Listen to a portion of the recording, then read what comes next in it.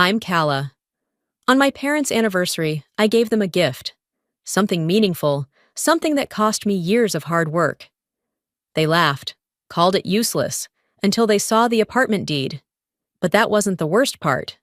The worst part was realizing they'd been cutting me out long before that dinner. Bit by bit, erasing my name from family photos, stealing my future, even forging documents to take what was left of my father's legacy. So how did it get that far? How does a daughter become a stranger in her own home? Let me tell you what really happened. Because it didn't start at that dinner. It started the day my dad never came home. The invitation came through a short, impersonal text. No greeting, no warmth. Just, 15th anniversary dinner, La Mirabelle, 8 p.m. sharp, be decent. I stared at the screen for a full minute, reading it over again as if some part of me expected a second message to follow. Maybe a softer tone, hope you'll come, or even, dare I dream, we'd love to see you. But there was nothing else. That was Dolores' style. Straight to the point, dressed up in silk and sequins, but emotionally threadbare. I didn't reply, just marked the date on my calendar and closed my phone. Not because I wanted to go, but because I needed to see it. The final performance, the last show. Some part of me craved the closure that had been withheld for years. La Mirabelle was the kind of restaurant that screamed elegance to people who'd never actually experienced it. Faux crystal chandeliers, oversized wine glasses, and menus written entirely in French, with prices that were more about status than substance. I walked in wearing a classic navy dress, nothing flashy, just clean lines and quiet grace. I didn't need sparkle. I was there to watch them shine and burn out. They were already seated in a private dining room at the back, laughing too loudly, sipping wine like it was celebration and not spectacle. Dolores sat at the head of the table, glittering in silver sequins that caught the light and demanded attention. Gideon beside her, red-cheeked from too much Cabernet. Lyra and Bran flanked them, looking smug and overpolished. Delora looked up, gave me a quick once-over, then smiled with razor-thin lips. "Oh, you actually came." She leaned toward Lyra and added just loud enough, "I figured she'd send one of those Hallmark cards again." I pulled out the small box from my bag, a gift wrapped in minimalist paper with a dark velvet ribbon. Subtle, understated, just like the life I had built. I handed it to her with both hands, steady. "Happy anniversary." She took it like it might bite. "It's tiny," she muttered, already laughing. "Well, let's see what our little prodigal daughter thinks is worthy of our 15th. She tore the ribbon with the kind of dramatic flair she'd saved for a stage play, flipped the lid off, and stared inside. Silence, for a moment. Then, laughter. Her head tilted back. "A deed?" she scoffed. "To what?" "A storage unit?" Gideon chuckled. "Probably to a one-bedroom over a liquor store." Lyra leaned in. "Is this a joke?" Bran didn't say a word, but the smirk on his face did enough damage. I stayed calm. "It's a luxury apartment in Cherry Creek, fully paid off. It was meant for you, but I've changed the name on the deed." You could feel it, the shift, a ripple under the skin of the room. Their faces froze, not in awe, not in gratitude, but in discomfort, in disbelief that I could possibly be someone now, without them. Dolores' eyes narrowed. "Why would you give that to me?" "I thought you might appreciate it," I said, "until I remembered who you are." She slammed the box shut. "Don't pull this holier-than-thou crap, Calla." "You think success erases how you left us?" Gideon added. "You've got a big mouth for someone who disappeared when things got tough." I didn't flinch. "I left when you made it clear I didn't belong." I stood up slowly, pushed my chair back without a sound. "Enjoy the dinner." I didn't wait for them to stop me. No one did. I walked out, the velvet box still on the table, the ribbon dangling like a loose thread from a life I no longer wanted to stitch myself into. That night, my phone lit up nonstop. Delora. I may have overreacted. We should talk. Lyra. Hey, about that internship thing you mentioned. I've been thinking maybe we could start over. Bran. Look, family fights. But it's stupid to let this get in the way of helping each other. I blocked them all. Not because I was angry, but because I wasn't. Because for the first time, I wasn't that girl at the table anymore. I was done performing. This wasn't the beginning. This was the ending I needed to begin again. I didn't always know how to walk away. But it started the day my father never came home. I was 13. It was a Tuesday, I think. The kind of day no one would remember unless something terrible happened. And something did. That morning, my dad kissed me on the forehead like he always did, the scent of his aftershave lingering as he walked out the door. Be good, sweetheart, he said with a wink, keys jingling in his hand. I smiled, still clutching my cereal spoon. Delora sat at the kitchen table, scrolling through her phone. She didn't look up, didn't say goodbye. He hesitated for a second, then left without a word from her. I remember thinking it was strange, just a flicker of unease, quickly brushed away. By lunch, he was gone. They pulled me out of math class. The principal's face looked like she'd been practicing her expression in the mirror. Your mother is here, she said softly. Her voice was syrupy, too sweet. Delora sat in the office chair, legs crossed, makeup immaculate. Not a single smudge under her eyes. Her tone was flat.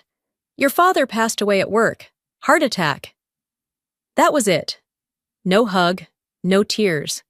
Just a hand on my shoulder, barely a pat.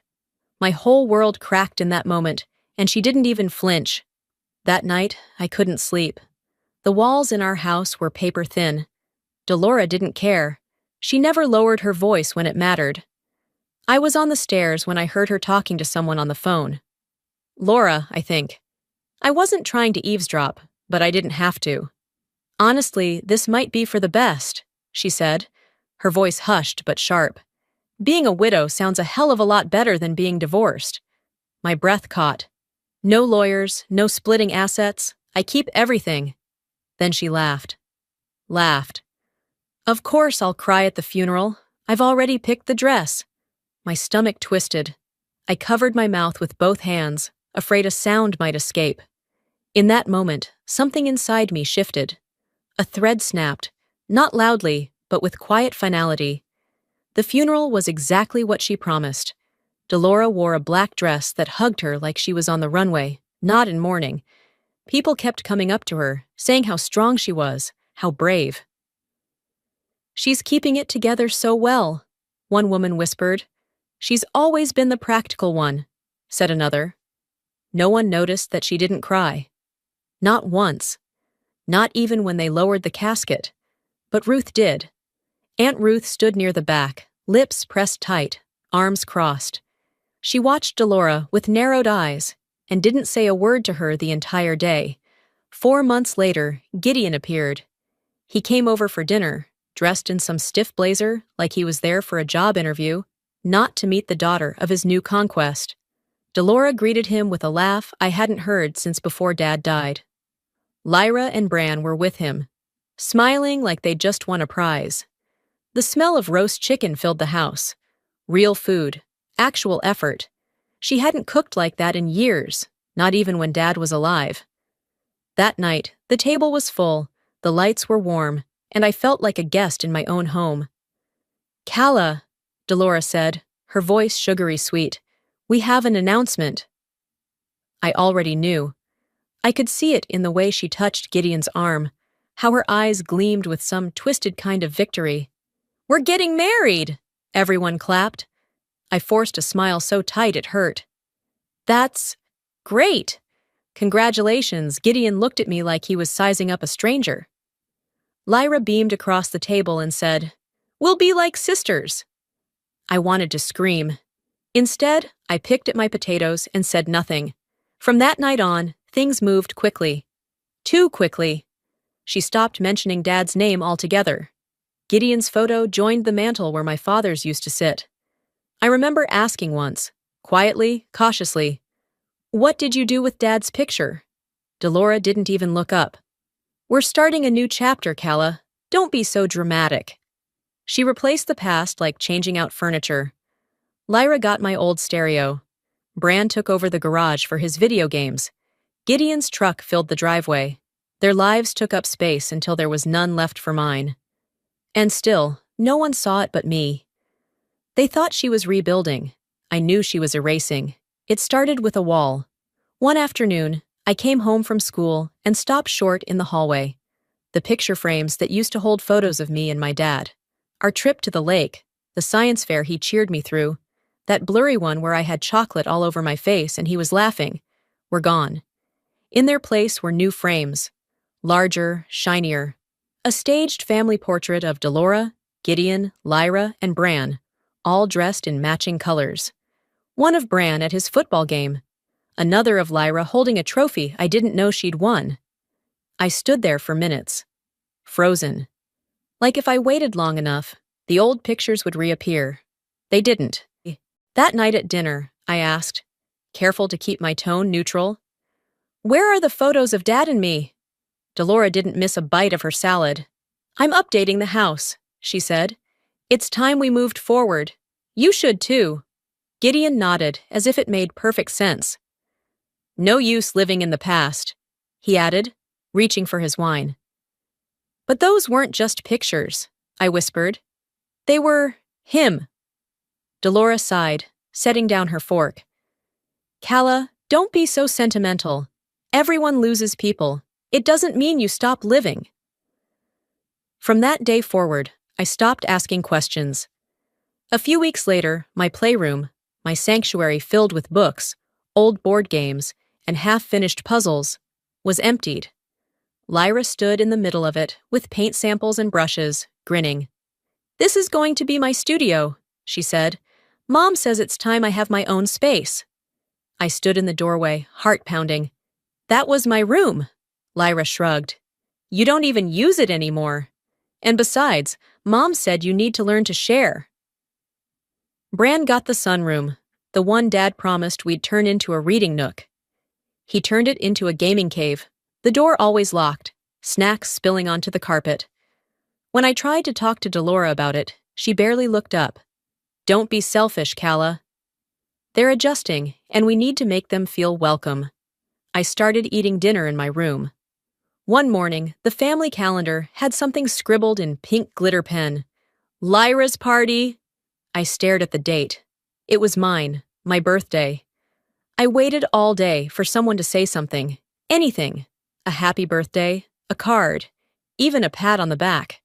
When I got home from school, the house was filled with balloons. Streamers dangled from the ceiling. A cake sat on the counter that read, "To our shining star, Lyra." Delora turned to me, mid-toast, smiling like a politician. Oh, Calla, honey, I completely forgot.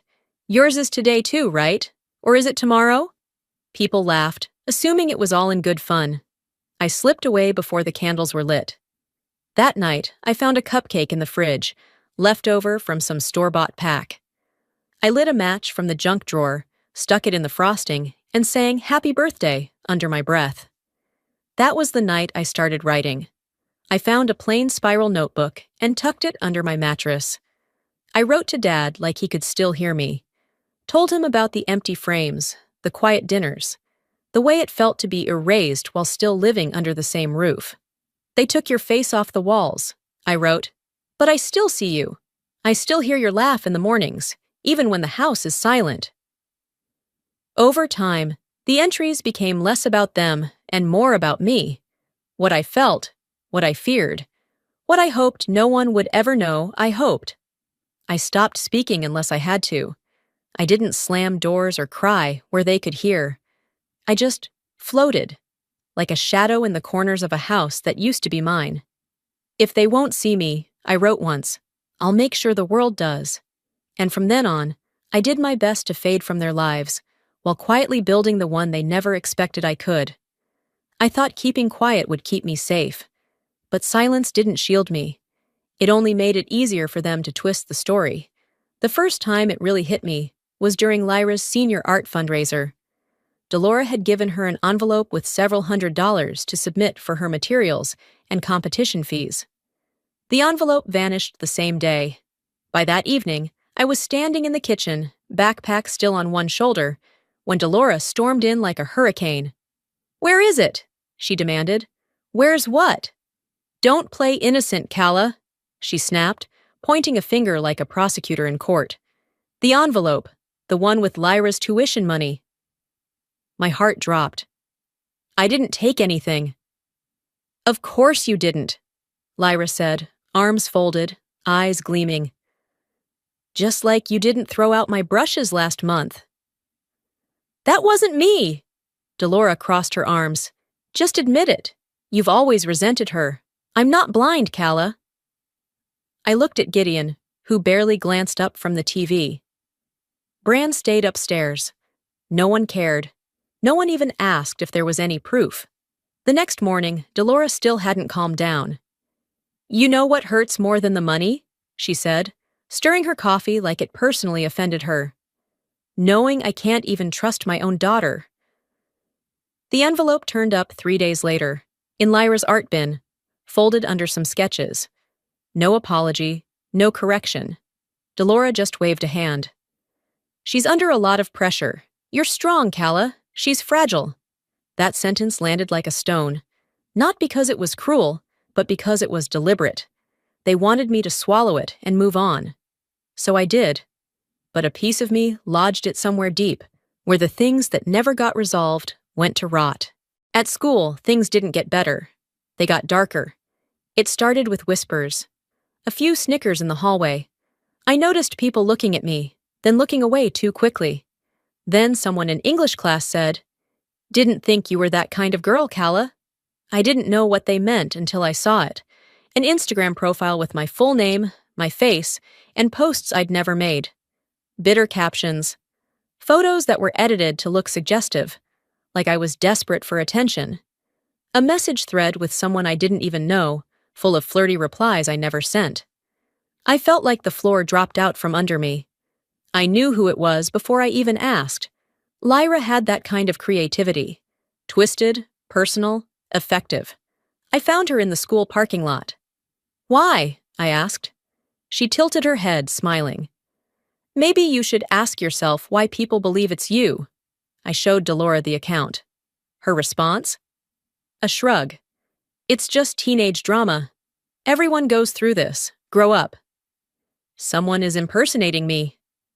"Oh, please. You're acting like it's identity theft." "Because it is." She rolled her eyes. "If you spent half as much time fixing your attitude as you do blaming your sister, maybe things would be different." That's when I stopped trying to explain. My voice didn't carry weight in that house, or anywhere else they touched. At night, I wrote more. I filled pages. Not just letters to Dad anymore, but journal entries. Rage laid out in neat cursive. "I didn't deserve this," I wrote. "But I'll let it mold me. Fire doesn't just destroy, it forges." I no longer expected fairness. I didn't crave approval. I started letting go of the idea that anything I did would change them. So I stopped defending myself. And I started planning a life where I wouldn't need to. It arrived in a thin, white envelope, the kind most people wouldn't even glance at twice. But I knew what it was the moment I saw the university logo in the top corner. My hands trembled as I peeled it open, heart thudding like it hadn't dared to in years. "Dear Calla Morgan, we are pleased to offer you a full academic scholarship." I had to read it twice just to believe it. I sat down on my bed, letter in hand, eyes wide, jaw slack. For the first time in what felt like forever, something was mine, earned, not given. A door cracked open, leading somewhere that didn't have their voices in the next room. I didn't tell anyone that night. I folded the letter carefully, placed it in a book on my shelf, and waited for the right moment. I knew they wouldn't be happy for me, but I hoped, some small, stubborn part of me still hoped, they might at least pretend. A few nights later, during dinner, I brought it up. Everyone was in their usual places, chewing, scrolling, ignoring. "I got into West Virginia University," I said, voice steady, "with a full ride." Delora didn't even blink. For what? Business management? Silence. Who's paying for your dorm? She said finally, wiping her mouth. Because we're already budgeting for Lyra's design program. I told you, it's a full scholarship. Housing, tuition, books. She laughed. Those scholarships always come with strings. And you? You're not ready for that kind of pressure. It's not your decision. Her eyes narrowed. Excuse me? Before I could answer, she reached across the table, snatched the letter from my hand. She didn't even read it. She tore it down the center, slow and deliberate, like she was slicing me out of her future. I'm doing you a favor, she said, tossing the halves onto my plate. Dreams are dangerous when they don't fit your reality. Bran gave a quiet chuckle. Lyra barely looked up. I stared at the pieces of my future, now limp under a smear of mashed potatoes, and something inside me snapped. But it didn't shatter. It crystallized. I stood up. I won't forget this. Delora smiled, smug. Good.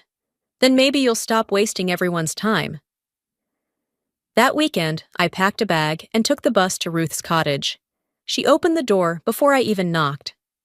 I was wondering when you'd come. We didn't speak much at first. She poured tea. I sat at the kitchen table, trying to hold it all together.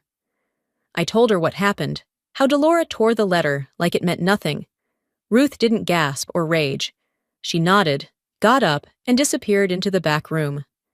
She returned with an old manila envelope, yellowed at the corners, thick with something heavy inside.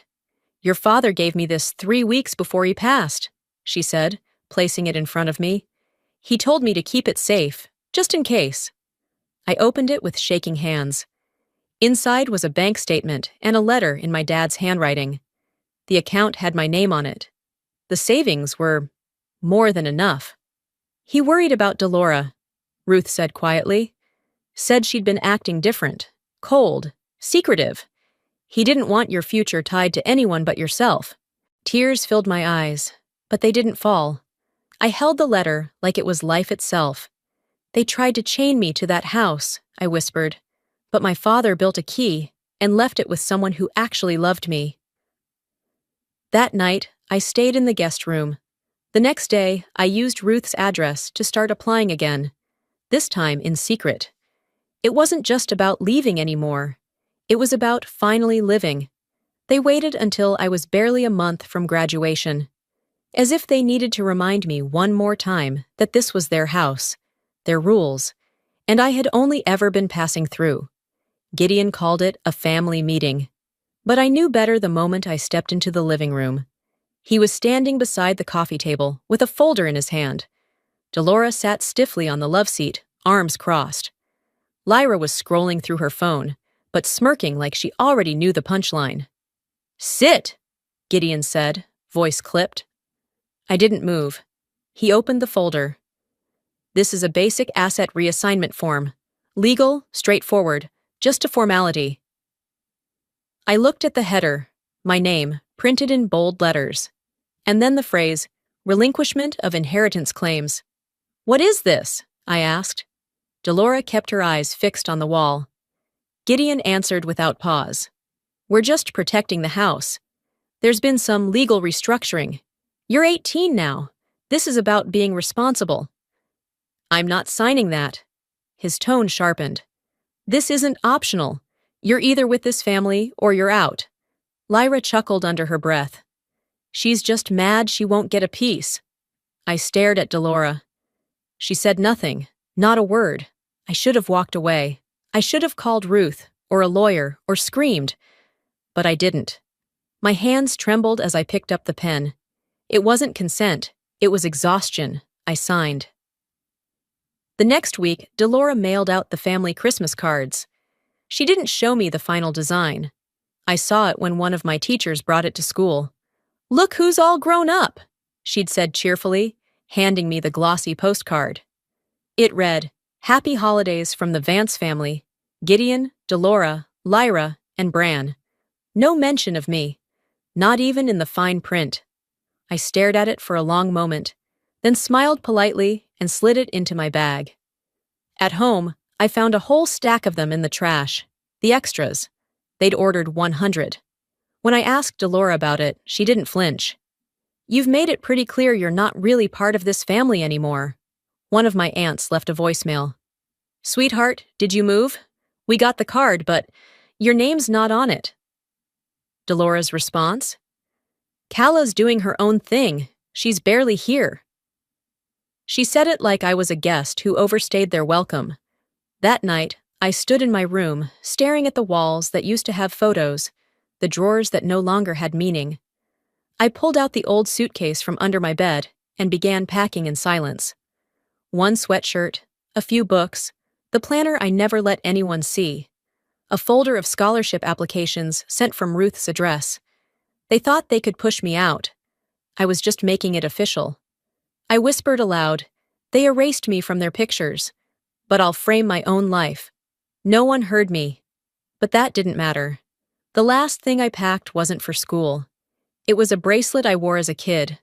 Silver, worn down, with my initials barely legible on the clasp. I placed it in the top drawer of Dad's old desk. Not as a gift, not as a goodbye, but as a mark that I had existed there. I closed the drawer slowly. "I'm not the one who left," I said quietly. "You pushed me out." The lawyer slid the folder across the table, his expression unreadable but respectful. "All right, Ms. Morgan, everything's in order. Once you sign here, the property is officially transferred." I didn't hesitate. With one stroke of a pen, I gave Aunt Ruth the apartment in Cherry Creek. 3 bedrooms, high ceilings, granite countertops, and more peace than I'd ever known under Delora's roof. "She stood by me when no one else did," I said softly. "She deserves a home." He nodded, gathering the documents. "You understand this is permanent?" "Yes," I replied. "That's the point." When I stepped outside, the Denver air was crisp and dry, the kind of cold that woke you up without biting too deep. I took a breath so full, it felt like my lungs were claiming space for the first time in years. Back at Ruth's, she was already pouring tea. Chamomile, her version of a toast. "You sure about this?" she asked, though her eyes already knew the answer. "She's going to come knocking," she added, setting my cup down. "She always does when she starts slipping." I wrapped my hands around the mug. "Let her." And like clockwork, she came. 2 days later, a loud, frantic pounding shook the front door. Not a knock, a demand. Ruth glanced out the window, then at me. "It's her!" I didn't move. Ruth walked to the door, opened it halfway. Delora was already mid-sentence. "I need to speak to my daughter. This has gone too far." Ruth kept her tone even. "Calla is an adult. You don't just get to appear now and expect access." Delora didn't even blink. "I want the account, the money from Franklin. It belongs to this family." "No," Ruth said. "It belongs to Calla. Your husband left it for her, and you knew that." "She wouldn't even have a future without me," Delora snapped. "I carried her for 9 months. I fed her. I gave her a roof." Ruth's voice didn't rise, but her words cut clean. "And then you used her pain as leverage. That's not parenting. That's possession." Delora pushed past her, stepping into the living room like she still had a right to claim the air. I stood up. "If you cared even a fraction as much about me as you do that money," I said, "maybe we wouldn't be standing here." Delora's face twisted. "You owe me everything." "I owe you nothing," I said. "You gave me life, and then tried to erase it." She scoffed, turning to Ruth. "You turned her against me."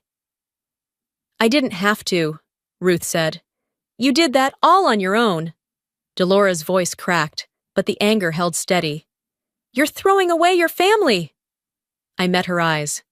"You made sure I never had one." A long silence followed, just the sound of the clock ticking above the mantel. Ruth took out her phone. "If you don't leave now, I'll be calling the police." Delora's jaw clenched. She looked at me one last time, as if expecting me to cave. But I didn't flinch. She turned and walked out, slamming the door behind her. Ruth locked it. then looked at me with something that felt like warmth and sorrow all at once. "You're safe here," she said quietly. "You always were. Always will be." I nodded, still frozen in place, but I knew she wasn't done, and that the final mask would break soon. The clinking of forks and the hum of fake laughter still rang in my ears as I replayed the moment at La Mirabelle, not with regret, but with clarity.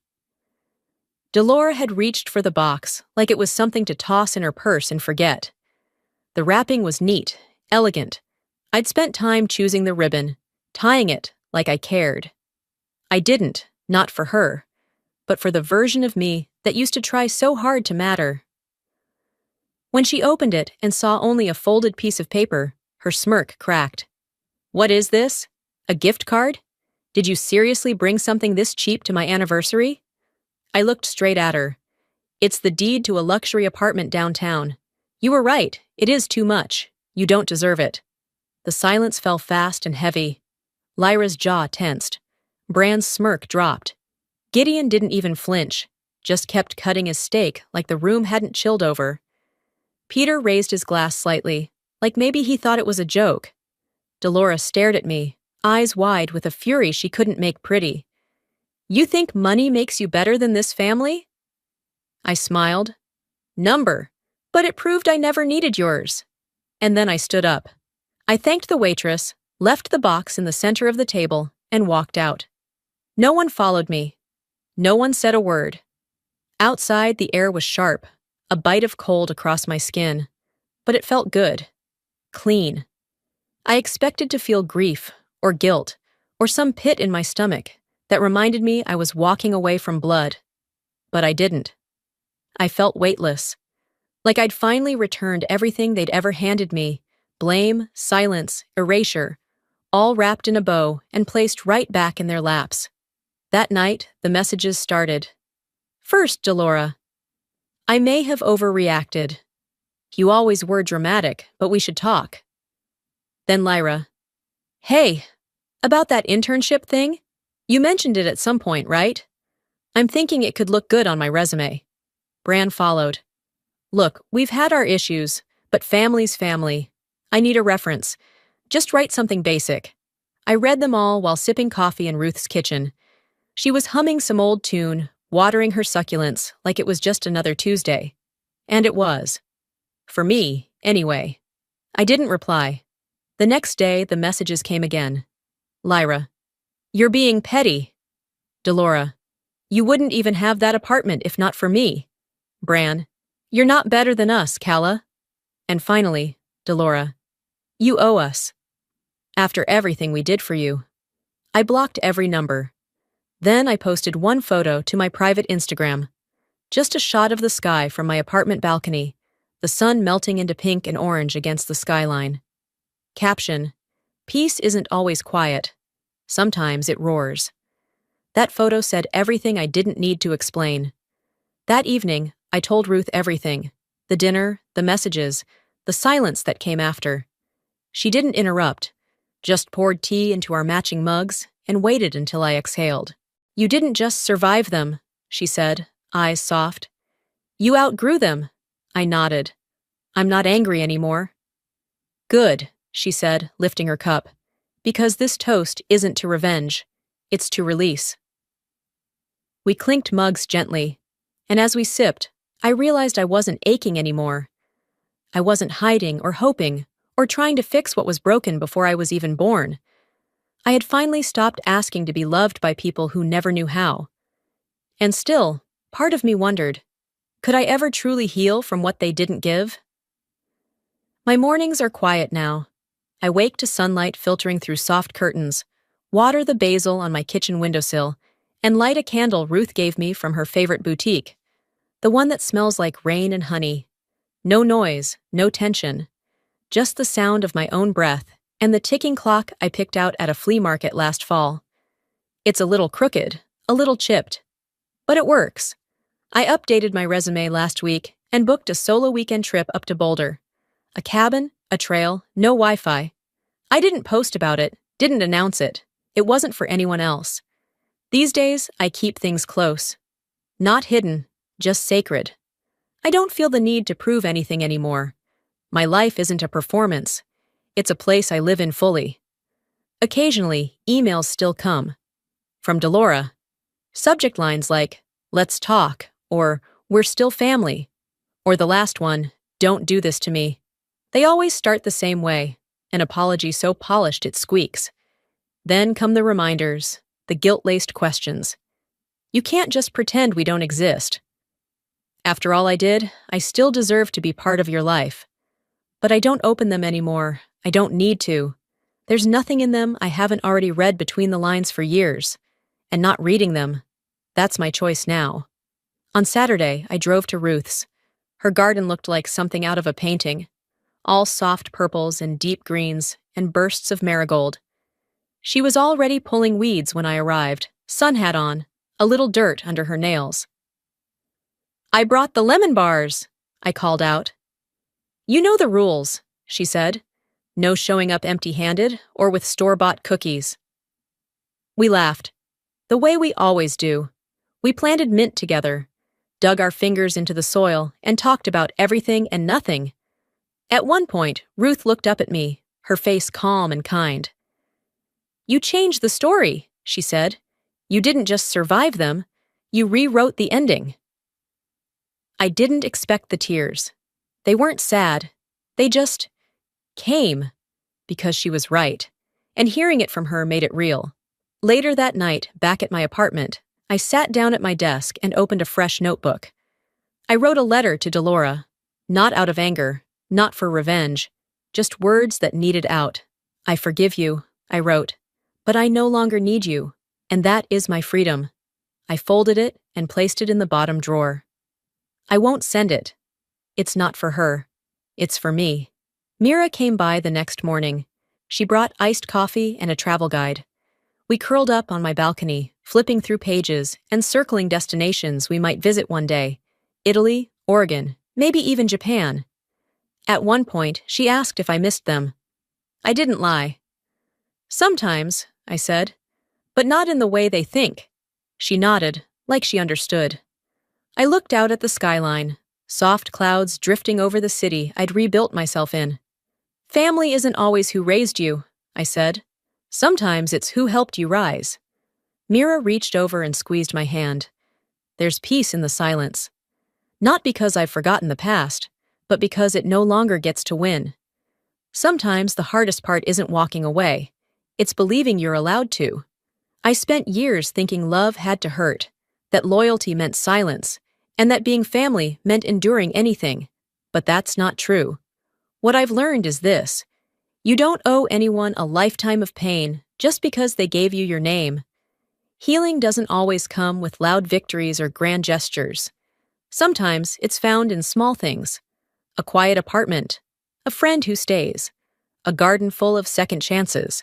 It's in choosing peace over permission, and most of all, in choosing yourself, without apology.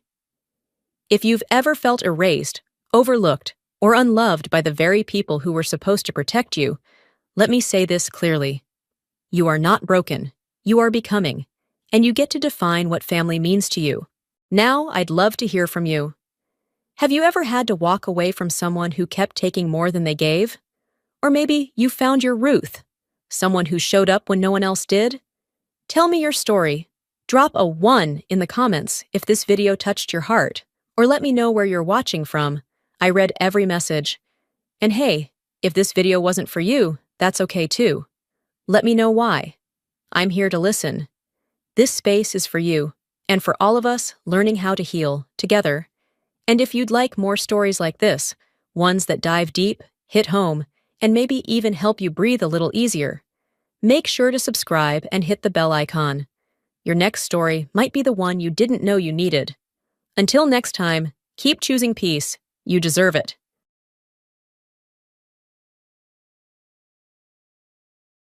My name is Laura, and I grew up in a regular family. My parents made decent money, but we weren't rich.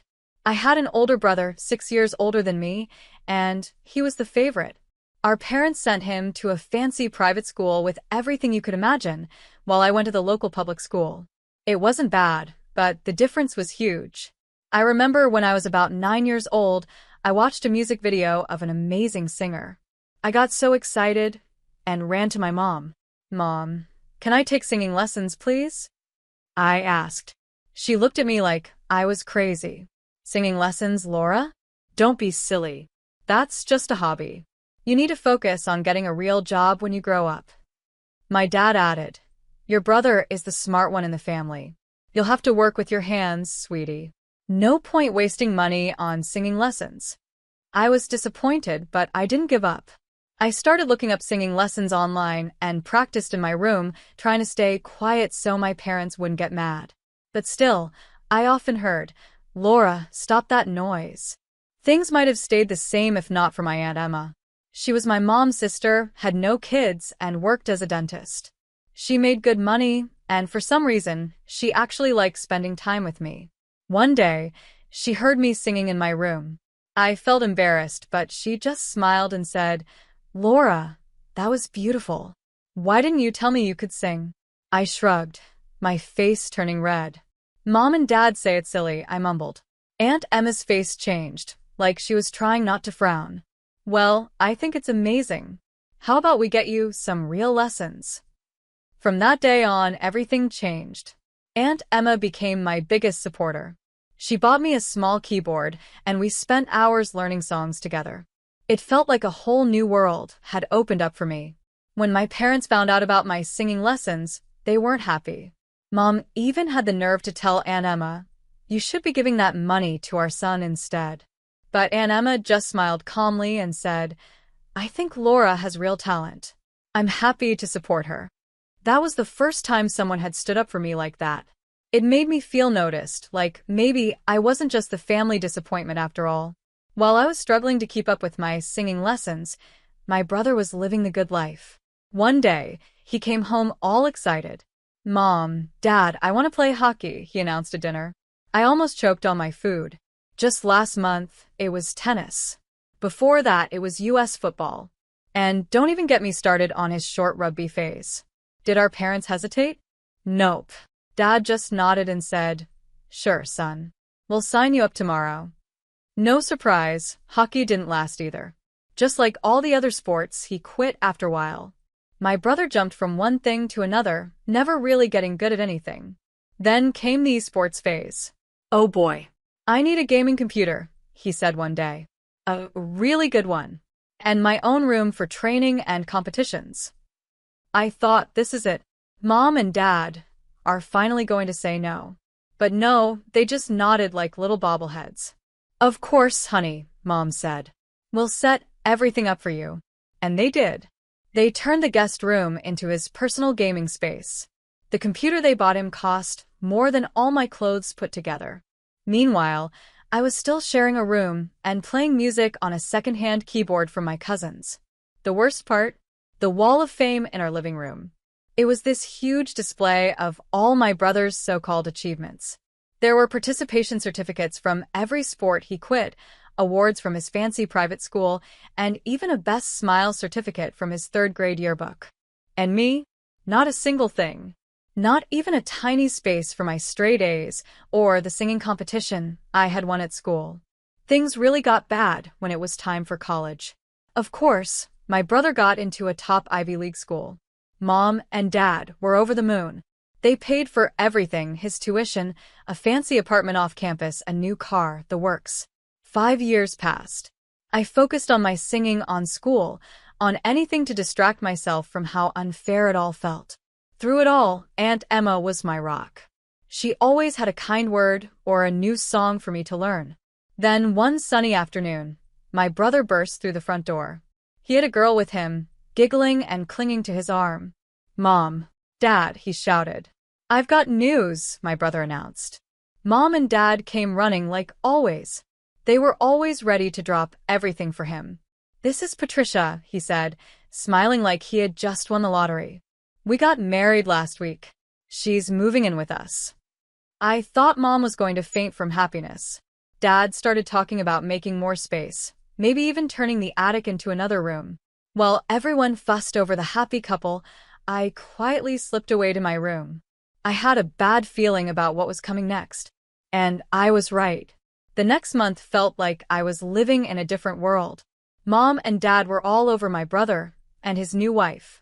They redecorated his room, bought new furniture, and even talked about building an extension to the house. Meanwhile, I felt more invisible than ever. I tried to focus on my future. I had graduated high school with honors, not that anyone noticed, and I was looking at a small college with a good singing program. It wasn't fancy, but it was something. I knew Mom and Dad had saved some money for my college. It wasn't a lot, but it would cover the basics. At least, that's what I thought. One morning, about a month after my brother and Patricia moved in, Mom and Dad called me into the living room. The moment I saw their faces, I knew something was wrong. "Laura," Dad started, his voice stiff and serious. "We need to talk about your future. We've decided to use your college fund to cover your living expenses for the past 19 years. I blinked. I must have heard that wrong. What? Dad didn't look at me. You're an adult now. It's time for you to start paying your own way. The room started spinning. But what about college? I was counting on that money. Mom's face turned cold. Your brother is married now. He needs more space and money for his family. We're giving him your room. I couldn't believe what I was hearing. So what? I'm just supposed to leave? Where am I supposed to go? You'll need to find a job and a place to live, Dad said like it was no big deal. You won't be able to afford college without money. Something inside me snapped. For the first time, I felt real, burning anger toward my parents. You can't do this. I'm your daughter. This is my home too. For a moment, no one moved. Then Mom stormed out of the room. I thought maybe she was thinking it over, that maybe they would reconsider. But she came back with a suitcase. Fine, she said angrily. If you won't leave, I'll pack for you. She started grabbing my things, throwing them carelessly into the suitcase. I stood there, frozen in shock. That's when I noticed my brother and Patricia standing in the doorway, watching with smug smiles on their faces. Something inside me broke. This wasn't my family. These weren't the people who were supposed to love and support me. I pushed past Mom and started packing my own things. I grabbed my clothes, my few pieces of jewelry, and, most importantly, the music books and recordings Aunt Emma had given me over the years. Nobody said a word. Nobody tried to stop me. And when I walked out the front door, dragging my suitcase behind me, nobody called me back. I found myself standing in front of Aunt Emma's house, my whole life packed into one small suitcase. When she opened the door and saw my tear-streaked face, she didn't ask questions. She just pulled me into a hug and said, "Oh, Laura, come in, sweetheart." That night, over a cup of hot cocoa, I told her everything. Aunt Emma listened, her face getting darker with each word. When I finished, she took my hand and squeezed it tight.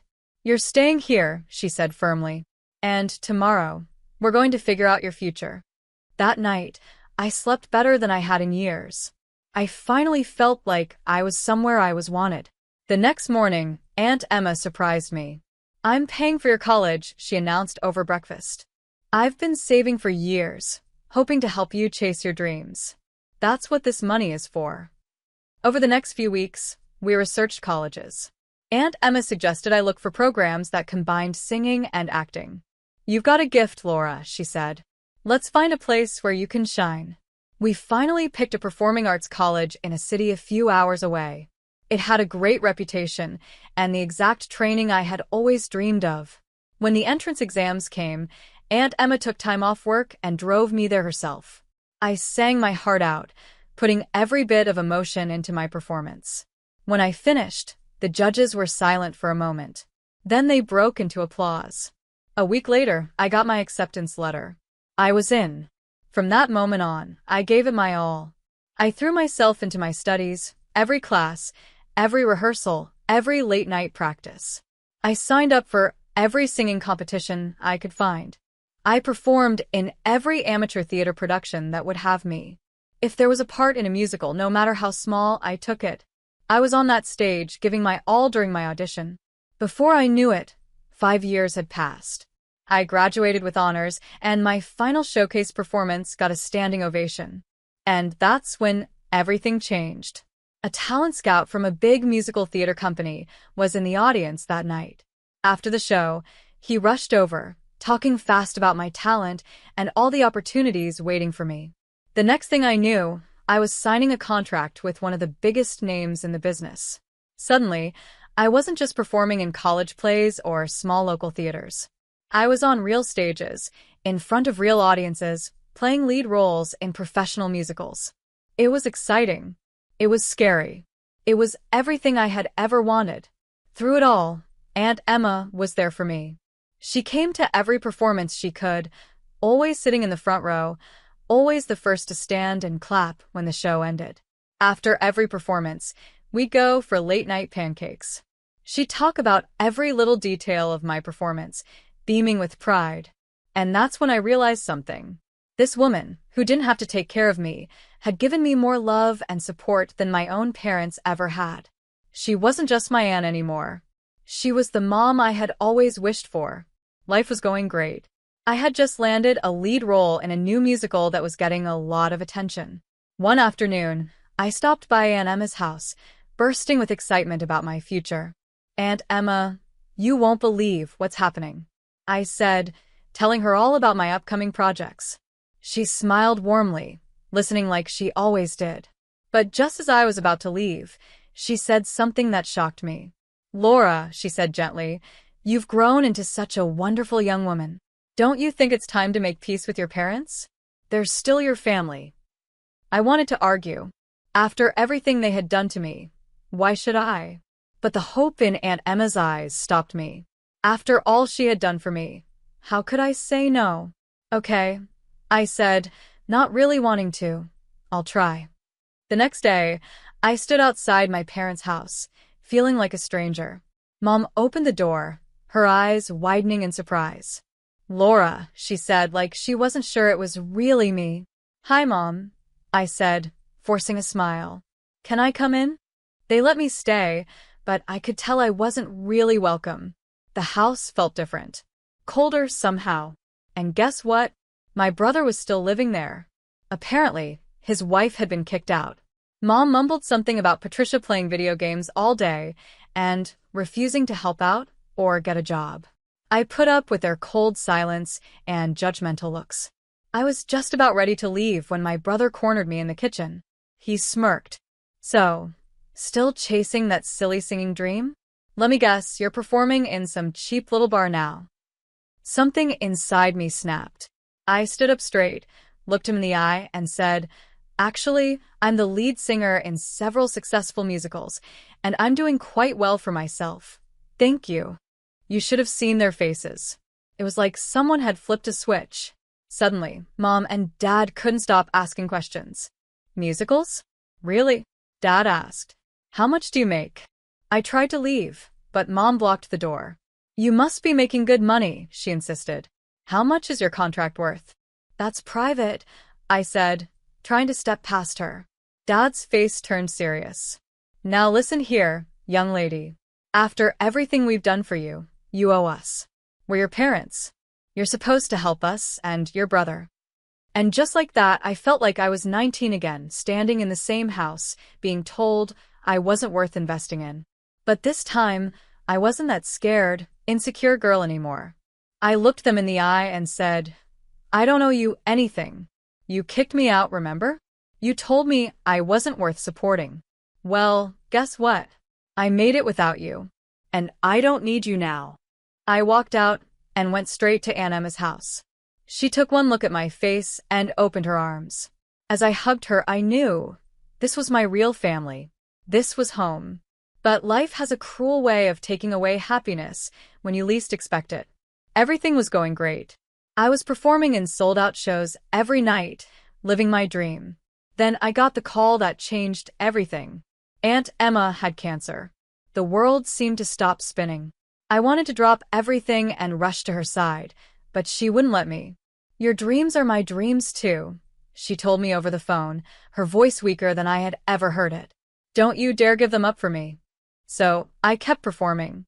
But every free moment I had, I spent with her. We'd sit in her garden, talking about everything and nothing. I tried to memorize every detail, her face, her laugh, the way her eyes crinkled when she smiled. But cancer is cruel. Despite the treatments, despite our hopes and prayers, Aunt Emma got worse. And then one day, while I was in the middle of a tour, I got the call I had been dreading. Aunt Emma was gone. If anything about this could be called lucky, it was that I had a few days off between shows. I caught the first flight home, my heart feeling like it was being squeezed tight. As soon as the funeral was over, I had to fly back. The show must go on, as they say. But every performance felt empty. I sang the notes, hit my marks, but my heart wasn't in it. How could it be? It was shattered into a million pieces. When the tour finally ended, I came home exhausted and grieving. That's when I got a call from a notary. Aunt Emma had left a will, and I needed to come in to discuss it. I didn't really care what she had left me. Nothing could replace her. But when the notary started reading the will, I couldn't believe what I was hearing. Aunt Emma had left me everything. Her house, her savings, all of it. I broke down crying right there in the office. In the days that followed, I moved into Aunt Emma's house.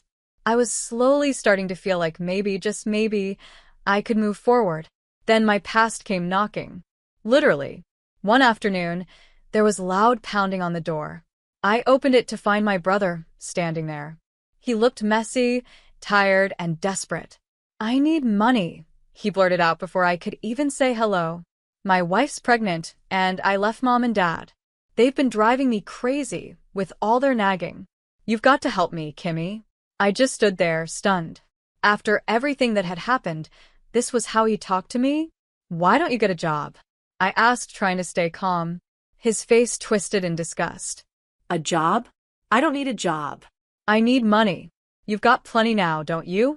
That old lady left you everything." That old lady. My blood boiled. That old lady was more family to me than you ever were. I snapped. "And no, I'm not giving you money." His eyes narrowed. "You tricked her, didn't you? You fooled that sad old woman into giving you everything. You're nothing but a thief. I'll take you to court, you'll see." Something inside me exploded. All the grief, all the anger I had been holding in came rushing out. "Get out," I shouted. "Get out of my house right now. You want to take me to court? Go ahead. Try explaining to a judge why the sister you abandoned owes you anything. Go on.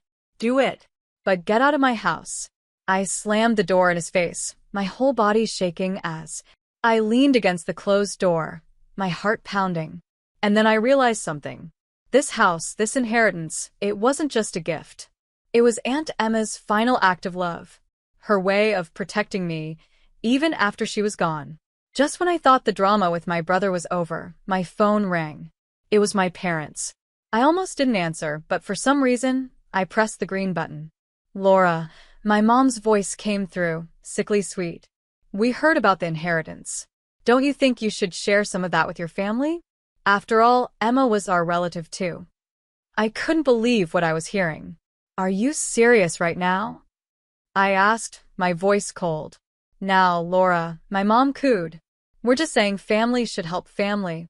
You have so much now. Surely, you can spare a little for us." That was it. The last straw. "Family?" I spat. "You want to talk about family? Where was your family loyalty when you kicked me out? When you told me I wasn't worth supporting? When you chose my brother over me every single time?" Silence. I wasn't done. "Let me remind you of something," I continued, my voice shaking with anger.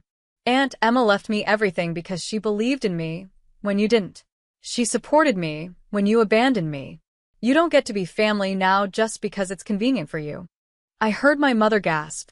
Then my father's voice came through, cold and sharp. "You ungrateful little brat. After everything we've done for you." I hung up. My hands were shaking, but I felt lighter. Like I had finally said everything I had been holding in for years. But it wasn't over. Not even close. The next day, I started seeing posts on social media. My parents were on a warpath. They were posting long, dramatic stories about how I had stolen Aunt Emma's inheritance. How I was a selfish thief who couldn't even bother to organize a proper funeral for her. All lies, of course. The funeral had been beautiful, exactly what Aunt Emma would have wanted. But the truth didn't matter to them. They wanted revenge. Relatives I hadn't spoken to in years suddenly flooded my inbox, calling me horrible names. Old acquaintances left nasty comments on my photos. It felt like the whole world was turning against me. Every day, there were new insults, new threats. And then my parents took it even further. They made fake profiles just to harass me. When I blocked their main accounts, my brother joined in. He started making up wild stories about how I had tricked a weak old woman into giving me her money. Then I heard from others that my parents and brother were planning to sue me. They were looking for lawyers, trying to challenge Aunt Emma's will. For a moment, panic set in. What if they won? What if they took away Aunt Emma's final gift to me? I hired my own lawyer just in case. But in the end, I didn't need to worry. When I told my lawyer about the threats, he simply smiled. "They don't have a case," he said. "The will is solid. Your aunt was of sound mind when she wrote it, and her wishes were crystal clear. They can try to sue, but they'll lose. And they'll lose badly." Hearing that felt like a huge weight lifting off my shoulders. The law was on my side. Aunt Emma's wishes would be respected. The harassment didn't stop overnight, but knowing I was in the right gave me strength. I kept blocking accounts and reporting the worst messages. Slowly, things began to change. People started seeing the truth. Then, 3 years flew by in a blur of bright lights, standing ovations, and dreams coming true. I had become exactly what Aunt Emma always believed I could be, a successful musical actress. My face was on billboards. My voice filled theaters. I even appeared on TV. It all felt like a dream I never wanted to wake up from. Life was good. I was touring the world, singing on stages I had once only imagined. And every performance felt like a tribute to Aunt Emma, a way to honor her belief in me. Then, one night, everything changed. Again. I was back in my home state for a series of shows. It was a sold-out performance, the energy in the theater electric. I stood center stage, singing a heart-wrenching ballad, the entire audience holding their breath. And then it happened. 2 figures stood up, holding a large, sloppily made sign. Even from the stage, I could read the words, "Laura stole our money." My heart stopped. I knew those voices anywhere. My parents. "She's a thief," my father shouted. "She tricked her aunt and stole our inheritance." The spell of the performance shattered. Whispers spread through the crowd, turning into confused murmurs. My co-stars froze, unsure what to do. I stood there, frozen under the spotlight, feeling like that scared 19-year-old girl all over again. But only for a moment. As security rushed to remove my parents and the stage manager tried to calm the crowd, something inside me snapped into place. This was my stage. My life. My moment. I stepped forward, my voice cutting through the chaos. "Ladies and gentlemen, I'm sorry for this interruption," I said, my voice steady. "Unfortunately, those people are my parents. They have been harassing me for years. But you know what? Their actions don't affect me anymore. Because every time I step on the stage, I am living my dream. And no one can take that away from me." The theater fell silent. Then slowly applause started. It grew louder and louder until it became a roar, drowning out my parents' angry shouts as security led them away. We finished the show, and it was one of the best performances of my life. Every note, every step felt like an act of defiance, my way of proving that I belonged there. The next morning, I called my lawyer. Enough was enough. It was time to end this once and for all. We went to court, armed with years of proof, social media posts, threatening messages, witness statements about what had happened at the theater. The case was clear. The judge issued a restraining order against my parents, legally blocking them from contacting me or coming near my performances. It was finally over. In the years that followed, my career reached new heights. I traveled the world, performing in cities I had only dreamed of visiting. Every new stage, every new audience was an adventure. My parents and brother became distant memories, faces I might pass on the street without a second glance. They were no longer part of my story. Instead, I built a new family, fellow performers, true friends who stood by me no matter what, and fans whose lives I touched with my music. And at the heart of it all was the memory of a woman who once saw a spark in a young girl and did everything she could to help it grow into a fire.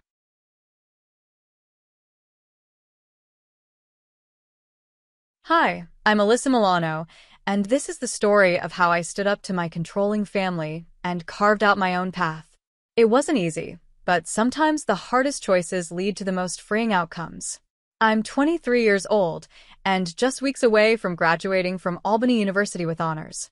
On paper, I'm everything a family like mine could ever hope for: smart, accomplished, poised. The golden child, as they like to call me. Sounds perfect, right? But let me tell you a little secret: being perfect is exhausting.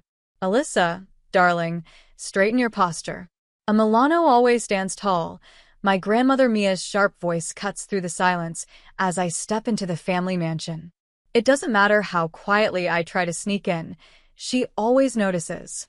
Sometimes, I'm convinced the woman has eyes in the back of her head. Yes, grandmother, I reply, forcing a smile that feels more like a grimace. It's not that I don't love my family. I do. But my grandmother? She's an unstoppable force of nature. She walks like a queen and talks like a general, her words sharp enough to pierce through anyone's confidence. Mother, Alyssa's posture is fine. She's not attending a debutante ball. My dad, Raphael, says, trying to lighten the mood with a half-hearted chuckle. Raphael, please. Grandmother snaps without missing a beat. I'm merely ensuring our family's reputation remains intact. A Milano never slouches. I shoot a look at my mom, Rosalie, who offers me a quiet, reassuring nod.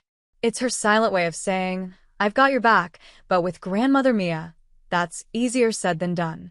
Later that evening, I escape to my room and flop onto my bed. My phone buzzes, and a smile spreads across my face.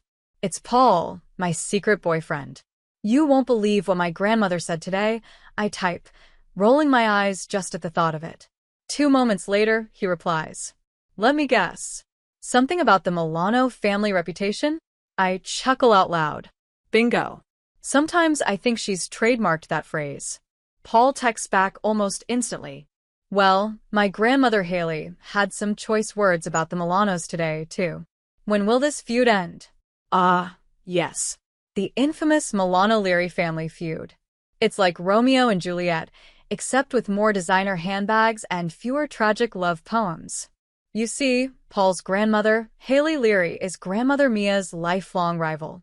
Apparently, this all started decades ago over a disagreement about which family deserved the spotlight at a charity gala. Ridiculous, right?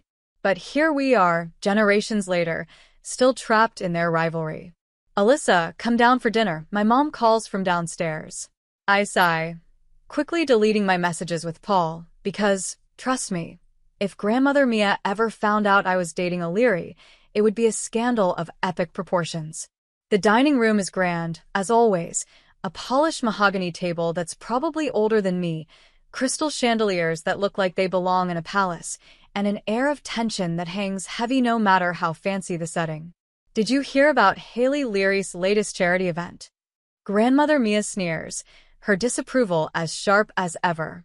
As if throwing money around makes up for her lack of class. Here we go again. My family's drama could fill an entire season of a reality TV show. I chew my food quietly, letting their voices blur into background noise as I zone out, dreaming of a life far away from this. You see, for as long as I can remember, my path has always been paved for me. I've been told what to wear, how to speak, where to go, and who to associate with. The Milano name comes with prestige, but it also comes with invisible shackles. But here's the thing. I'm not just a Milano. I'm Alyssa. I have my own dreams, my own goals, and yes, my own love, even if it's with someone my family would never approve of. Paul sees me for who I am, not for the title I carry, and that means everything. Over the next few days, I find myself at a crossroads. Graduation is so close I can taste it, and with it comes a choice. Do I continue down the path my family expects me to take? Polished, perfect and suffocated? Or do I step off this gilded road and find my own way, even if it means disappointing the people I care about? For the first time in my life, I feel brave enough to ask myself, what does Alyssa Milano want? It's a question that will change everything. This is my story. The story of how I stopped being the golden child and started being me. I bite my tongue, resisting the urge to defend Paul's family. Instead, I focus on my plate, pushing around the organic kale salad that's sitting untouched in front of me. Now, Alyssa, Grandmother Mia's sharp voice cuts through the quiet tension, turning her attention fully on me. Have you given any thought to which law firm you'll be interning at this summer? I've spoken to Aidan Gillen, and he's more than willing to put in a good word for you at his son's firm. I pause, my heart racing, but I gather every ounce of courage I can muster. Actually, Grandmother, I begin, my voice shaky but determined. I've been thinking about taking a different path after graduation. Maybe exploring nonprofit work. The silence that follows is deafening. It feels as though I've just announced I'm running away to join a traveling circus. Nonprofits. Grandmother's voice is dangerously low, dripping with disapproval. Alyssa, dear, Milanos do not do nonprofit. We lead. We succeed. We dominate. Her words land like heavy stones, each one designed to crush my resolve. I feel my courage waver under her piercing gaze, but then I think of Paul and of the life I want. A life where I decide who I am and what I do, not one that's been mapped out for me since birth. I understand, Grandmother, I reply, my voice surprisingly steady. But I believe there are many ways to lead and succeed. I'd like the chance to find my own path. The tension in the room is suffocating. My parents exchange worried glances, caught between wanting to support me and fearing the consequences of standing up to Grandmother Mia. As I lay in bed that night, my mind races. I know I'm walking a fine line between the life that's expected of me and the one I actually want. But for the first time, I feel ready. Ready to stand up for myself, no matter the consequences. The next day, the Chili's Grill and Bar is a whirlwind of activity. The grand halls are alive with the hum of conversation, crystal glasses clinking as Albany's elite celebrate my graduation. Servers glide through the crowd with trays of champagne, and I stand in the center of it all, forcing a smile as yet another one of Grandmother's friends congratulates me. Alyssa, darling, come here for a moment, Grandmother Mia calls, her voice effortlessly commanding attention. She waves me over to a group of distinguished-looking men in perfectly tailored suits. Excuse me, I say politely to the woman I've been speaking with, my heels clicking across the polished marble floors as I make my way over. Yes, Grandmother? I ask, carefully keeping my expression neutral. Gentlemen, Grandmother begins, her tone full of pride as she gestures toward me. This is my granddaughter, Alyssa. She's just graduated summa cum laude from Albany University. One of the men nods, clearly impressed. Following in your grandmother's footsteps, I see, he remarks. I hesitate for a split second, the weight of their expectations pressing on me like a physical force. I know what I'm supposed to say, that I'm honored, that I'll make the Milano family proud. But instead, I take a deep breath and let the words I've been holding back finally spill out. Actually, I say, meeting their gazes with as much confidence as I can summon, I'm hoping to forge my own path. I'm passionate about nonprofit work and making a real difference in people's lives. The air around us grows still. The men exchange brief, polite smiles, clearly uncertain how to respond. Grandmother's expression remains perfectly composed, but I can see the flicker of frustration in her eyes. Well, that's unexpected, one of the men mutters, forcing a polite smile.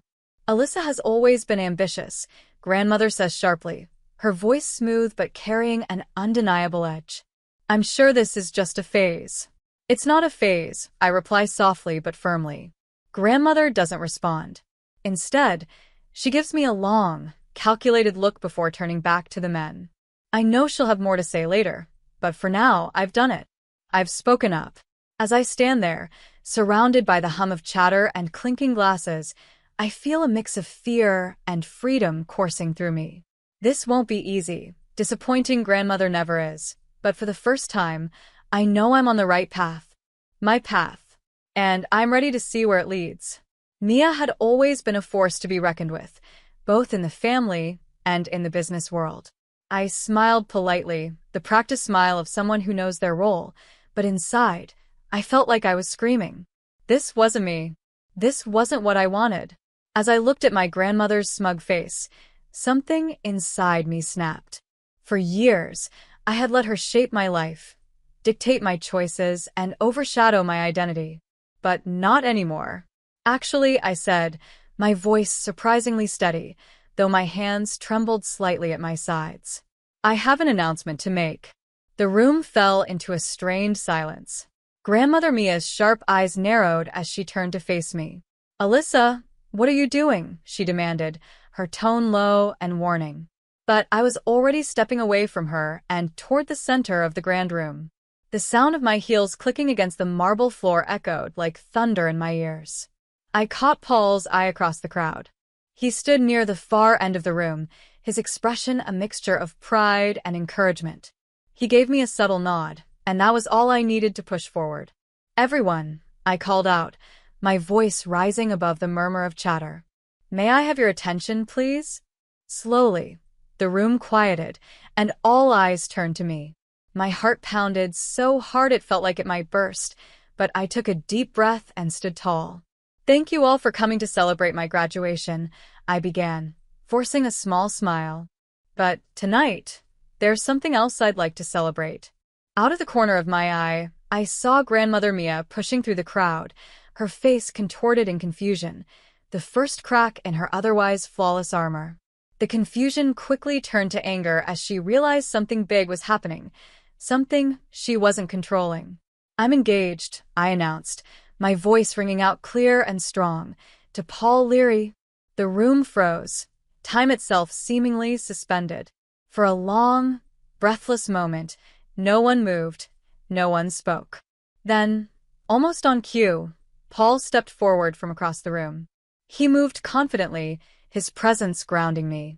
He reached for my hand, his warm smile reassuring. "It's true," he said, his voice calm and steady as he looked at me with such affection it made my heart swell. "We're in love." The crowd erupted into a chorus of shocked whispers and gasps. "Leary? As in Haley Leary's grandson?" I heard someone mutter. "But the feud! The Milanos and the Learys hate each other," another voice whispered in disbelief. Fragments of conversation swirled around me, but I tuned them all out. My focus remained on Paul and on the promise of the life we wanted to build together. But then I saw her, Grandmother Mia. Her face was a mask of fury unlike anything I had ever seen before. She shoved past the last few people in her way and stopped just inches from me, her eyes blazing with rage. "How dare you?" she hissed, her voice low and sharp enough to cut glass. "How dare you embarrass me like this in front of everyone?" "Grandmother," I tried to explain, but she didn't give me a chance. Without warning, her hand lashed out, striking me across the face, so hard I stumbled backward. Gasps rippled through the crowd as the world spun and darkened around me. My knees buckled, and then everything went black. When I came to, I was lying on the floor, my head cradled in Paul's lap. His worried face swam into focus as the sounds of chaos filled the room. People were shouting, some rushing out in a flurry, and my parents were desperately trying to calm things down. "Alyssa, can you hear me?" Paul's voice was tight with concern as he looked down at me. I blinked, my head throbbing. What happened?" I mumbled, trying to sit up. Paul gently held me still. "Don't move. Your grandmother, she hit you. You blacked out for a few minutes. We're taking you to the hospital." I nodded weakly, my mind swimming as the events replayed in my head. My father appeared on my other side, his face pale with worry. Together, they carefully helped me to my feet. My cheek burned, and I winced at the pain, but I stood as tall as I could. The room was still in disarray, whispers and judgmental glances flying everywhere. But as Paul wrapped his arm around me protectively and led me toward the door, I felt something I hadn't felt in a long time. Freedom. I knew this moment would change everything for my family, for me, and for Paul. But for the first time in my life, I was ready to face it. Because this time, I was standing up not as a Milano, not as my grandmother's puppet, but as Alyssa. And I would never look back. I saw my grandmother standing off to the side, her face cold and indifferent. There was no anger, no sadness, just an icy detachment that cut deeper than any words she could say. "Mother, how could you?" My father's voice trembled with fury as he confronted her. "She's your granddaughter." Grandmother Mia's lips curled into a faint, dismissive smile. "She made her choice," she said coolly. Then, her tone turned steely, each word sharper than the last. "She's no granddaughter of mine." Those words hit me harder than the slap that sent me to the ground. As I was led toward the waiting ambulance, I couldn't help but wonder, was this the price of standing up for myself? And if it was I ready to pay it? When I woke up, I was in a sterile hospital room. The scent of disinfectant filled my nose, and the soft beeping of machines echoed nearby. My head pounded, and for a moment, I couldn't remember why I was there. Then, like a floodgate opening, it all came rushing back. The party, the announcement, grandmother's fury. "Alyssa, you're awake." Paul's voice broke through my daze, filled with relief. He was sitting by my bedside, dark circles shadowing his eyes, as though he hadn't slept in days. "What happened?" I croaked, my throat dry and scratchy. "You've been out for a day," my mom said softly as she stepped into the room. Her face was pale, worry etched into every line. "The doctor said you have a mild concussion. You're lucky it wasn't worse." I try to sit up, wincing at the pain throbbing in my skull. Has grandmother been here?" The silence that followed was answer enough. "Actually," my dad said, his voice tight with anger, "she's been busy trying to control the narrative. It's all over the local news." Paul handed me his phone, his jaw clenched as I scrolled through the headlines. "Albany's socialite assaults granddaughter at graduation party." "Milano family feud erupts in violence." "Engagement announcement leads to hospital visit." "Oh God," I whispered, nausea rising in my throat as the reality of the situation sank in. "That's not all," Paul said, his voice low and controlled, though I could hear the anger simmering beneath it. "Your grandmother tried to bribe me to leave you. She offered me an obscene amount of money to forget this foolishness and disappear from your life." I stared at him, stunned. "She was. She also threatened to cut you off financially if you don't come to your senses," my mom added bitterly, shaking her head. In that moment, something inside me hardened. For years, I'd made excuses for my grandmother's behavior. I'd told myself it was her way of showing love, that beneath the harsh exterior there was care and concern. But now, I saw her for who she truly was, a manipulative, controlling woman who cared more about her image than the people who were supposed to be her family. "I'm done," I said firmly, surprising even myself with the strength in my voice. "I'm done letting her control my life." The next few weeks were some of the hardest I'd ever faced. I moved out of the family home, packing up my things while ignoring my grandmother's threats and guilt trips. I knew she thought I'd break, that I'd come crawling back, but I didn't. I accepted a job offer in San Antonio City, a position with a nonprofit organization I had been too afraid to consider before. The opportunity had always been there, waiting, but I'd let fear and family expectations hold me back. Not anymore. It wasn't easy. Starting over never is. But as the days passed, I began to feel something I hadn't felt in a long time: freedom. Paul was by my side every step of the way. He helped me find a small apartment in the city, just big enough to feel like home, and he offered unwavering support when the nightmares came. Because they did come. Flashes of that night, my grandmother's furious face, the sharp sting of her hand, the cold finality of her words. "Maybe I should see someone," I admitted to Paul one night after waking up drenched in sweat. He sat beside me, his hand gently rubbing my back as I tried to catch my breath. "You should," he said softly, his voice full of love and understanding. "There's no shame in getting help, Alyssa. What you've been through, it's a lot." I nodded, tears pricking at the corners of my eyes. For so long, I'd carried the weight of being a Milano, of being perfect. But now, I was ready to let that weight go. In the months that followed, I found myself again. I poured my energy into my new job, helping people in ways that felt meaningful and real. I built a life that was mine, one free of expectations and judgment. My relationship with my parents began to heal as they realized how much I'd sacrificed to make them proud. And Paul stood by me through it all. One day, as I stood on the balcony of my little San Antonio apartment, staring out at the bustling city below, I felt a quiet sense of peace. I had lost so much, my grandmother's love, the security of my old life, but I had gained something far more valuable, myself. For the first time in my life, I was living on my terms. And I knew, no matter what challenges lay ahead, I was strong enough to face them. "I think that's a great idea," Paul said softly. "I'll go with you if you want." True to his word, Paul was there for me through everything, every therapy session, every panic attack, and every moment when I doubted myself. Even when Grandmother Mia kept trying to break us apart, including a subtle threat to his family's business, Paul stood firmly by my side. Meanwhile, Grandmother's perfect world was falling apart. I heard whispers that some of her business partners had distanced themselves, not wanting to be connected to someone who had hit her own granddaughter. One evening, Paul showed me his phone. "Did you see this?" he asked. It was a video of Grandmother being surrounded by reporters outside her office. "Mrs. Milano, do you have any comments on the assault allegations?" one reporter asked. "Is it true you tried to bribe your granddaughter's fiancé?" another pushed. "How do you respond to claims that you're using your influence to hide the story?" Grandmother's face was full of anger as she ignored the questions and shoved past the reporters without saying a word. "Karma's a nightmare," I muttered, feeling both satisfied and a little sad. That part of my life was over.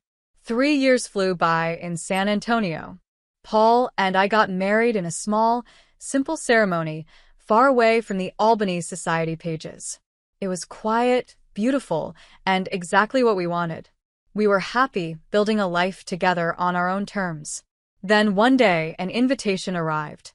A charity gala in Albany. I hesitated, holding the invitation in my hands. But Paul squeezed my hand reassuringly. "We can handle it. We're not the same people we were 3 years ago." When we walked into the grand ballroom, I could feel the eyes on us, hear the whispers behind our backs. I held my head high and kept moving. Then I saw her, Grandmother Mia. She was standing alone by the bar, looking smaller, less intimidating than I remembered. Our eyes met, and to my surprise, she walked toward me. "Alyssa," she said, her voice softer than I'd ever heard it. It lacked its usual confidence and power. "I'm glad you came, Grandmother," I replied coolly. She glanced around nervously, as if checking who was watching. "I was hoping we could talk. I want to apologize for what happened. I reacted poorly, and I'm sorry." I froze, shocked. An apology for Mia Milano? I never thought I'd hear those words. But when I looked into her eyes, I saw no real regret. Only desperation. "I appreciate the sentiment," I said calmly, "but I'm afraid it's too little. Too late." Her face fell. "But we're family," she said quickly, almost pleading. "Surely we can move past this." I shook my head, my voice steady. "Some actions are unforgivable, Grandmother. That night, you showed me exactly who you are. And I believe you." Her shoulders slumped, and for the first time, she looked truly defeated. As we stood there, I began to learn just how far she'd fallen. Her company had lost major contracts. Several employees had come forward with lawsuits, accusing her of years of mistreatment and abuse. Her social circle, the very people she once ruled over, had abandoned her. Many of them had even sided with Haley Leary, her lifelong rival. Grandmother Mia, once untouchable, was now alone. As I turned to leave, Paul took my hand, and we walked away together. I felt lighter than I had in years. I realized then that I wasn't angry anymore. I wasn't sad, either. I was free. And for me, that was enough. "I've lost everything," she said, her voice shaking slightly, though the anger I knew so well was still there. And for what? Because you couldn't follow the plan I had for you. There it was. The mask slipped, and the same old Mia showed herself again. No, grandmother, I replied, keeping my voice calm and steady. You lost everything because of your own actions, your cruelty, your need to control everyone, and your refusal to see people as anything more than pawns in your game. Those were your choices, and now you're dealing with the consequences. She stared at me, speechless for once. I took a breath and continued. I've moved on, I told her firmly. I'm happy. I'm successful. And I'm surrounded by people who truly care about me. I don't need you or your approval anymore. With that, I turned and walked away. I didn't look back. Mia Milano was left standing there alone, a shadow of the powerful woman she once was, a relic of a world that no longer existed. What do you think? Is there a point where family toxicity becomes unforgivable? At what moment in the story would you have walked away from Mia? Or do you think everyone deserves another chance? Share your thoughts in the comments below. Your perspective could help others going through similar situations.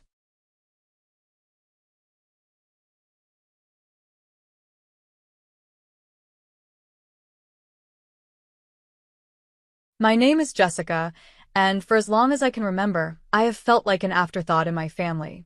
Growing up, everything was always about my younger sister, Betty. She was the favorite, the perfect child who could do no wrong. Betty was the daughter my parents had always dreamed of. Me? I was the quiet one, the bookworm, the girl who preferred solving math problems instead of going to parties. I loved learning and was good at it, but in a family that cared more about charm than intelligence, I often felt invisible. I remember one day when I was 13 and Betty was 11. We were at a family barbecue, and I had just won a regional spelling bee. I was so excited to share the news. Mom, Dad, guess what?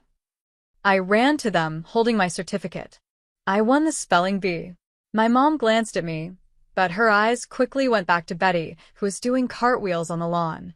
That's nice, dear, she said without much interest. Then she turned to Betty. Sweetie, be careful. You might get grass stains on your new dress. I stood there, holding my certificate, while everyone cheered for Betty's cartwheels. No one asked about my achievement. No one cared. It was always like that. Betty got new clothes, while I got her old ones. She got dance lessons, while I got a library card. She got praise and attention, while I got used to being ignored. As we grew older, nothing changed. Betty became a beautiful and popular teenager, full of life.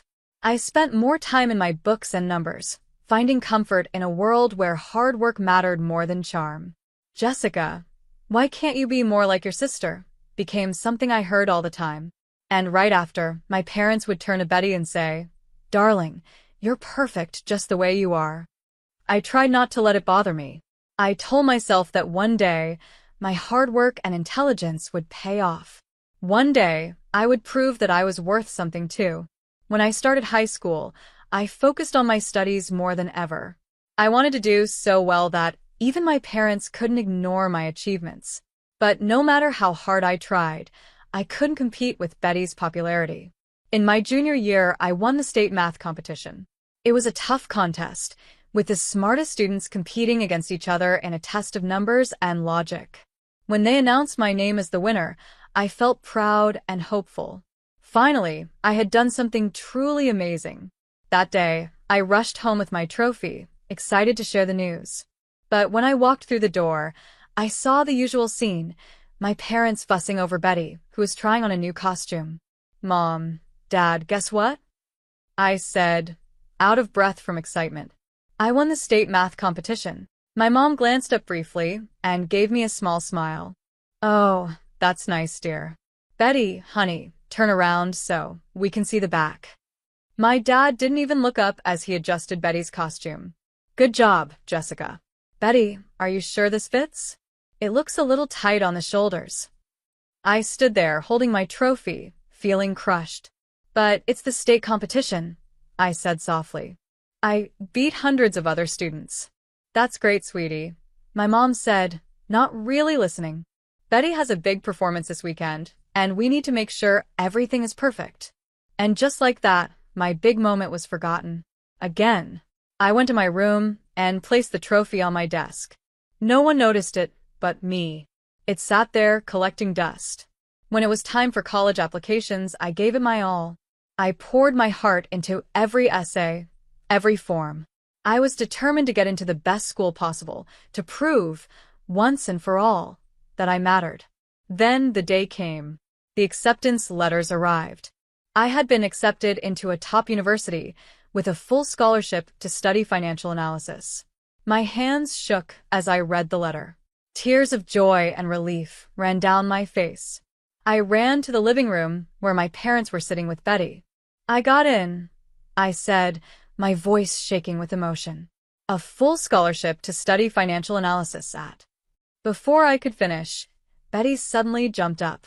Oh my God, I forgot. I need a new costume for my performance next week. Just like that, the spotlight shifted. My parents grabbed their keys and wallets, rushing to help Betty.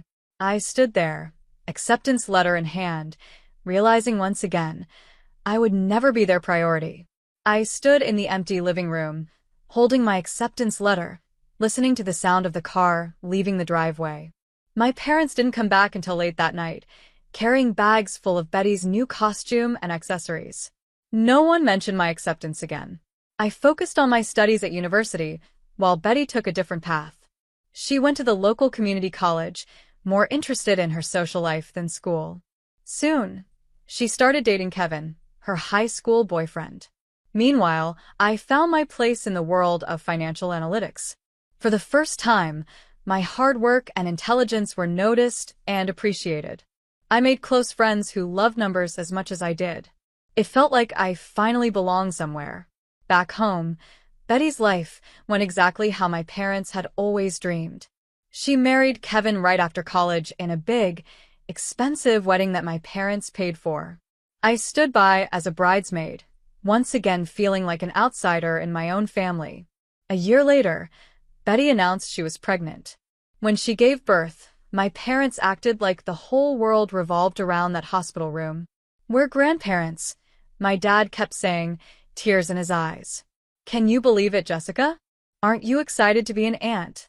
I was happy for Betty, truly. But I couldn't help feeling ignored again. I had just landed a job at one of the top financial firms in the city, but compared to Betty becoming a mother, it didn't seem to matter. 3 years later, when she had her second child, it all happened again. Betty was the perfect daughter with the perfect family. And me? I was just Jessica. The one who worked too much, didn't date enough, and didn't give my parents grandchildren to spoil. By the time I turned 31, I had worked my way up to senior financial analyst. I was respected by my coworkers, valued by my clients, and, for the first time, I felt truly proud of myself. To celebrate my success, I decided to buy a house. It was a beautiful one-bedroom home in a great neighborhood. It wasn't a mansion, but it was mine, bought with my own hard-earned money. The day I got the keys, I felt a sense of pride I had never known before. Excited, I invited my family over to see my new home. I thought that finally, my family would see what I had achieved, that they would be proud of me. When they arrived, Betty had her kids with her. My parents were busy fussing over their grandchildren while I showed them around the house. My mom's main comment was, "It's such a big house for just one person, isn't it?" I felt my heart sink. "It's an investment," I explained. "And now I have space for a home office." "Well, I suppose that makes sense," my dad said, but his tone made it clear he didn't really mean it. As they were leaving, I heard my mom whisper to Betty, "It's a shame Jessica doesn't have a family to fill that big house. But I suppose her career is important to her." A few months later, after I had settled into my new home, I got an unexpected invitation to a family dinner. I was surprised. My family often forgot to include me in gatherings, thinking I was too different or uninteresting. But I accepted, hoping maybe things were changing. When I arrived, my dad patted my shoulder awkwardly. "Jessica, good of you to come. Have a seat. We have something important to discuss." A bad feeling formed in my stomach.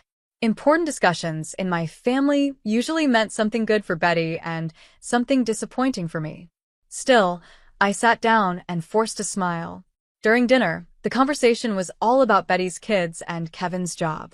I tried to mention a big project I had just finished at work, but before I could finish my sentence, Timothy started crying for more dessert. My words were ignored. After dinner, we moved to the living room.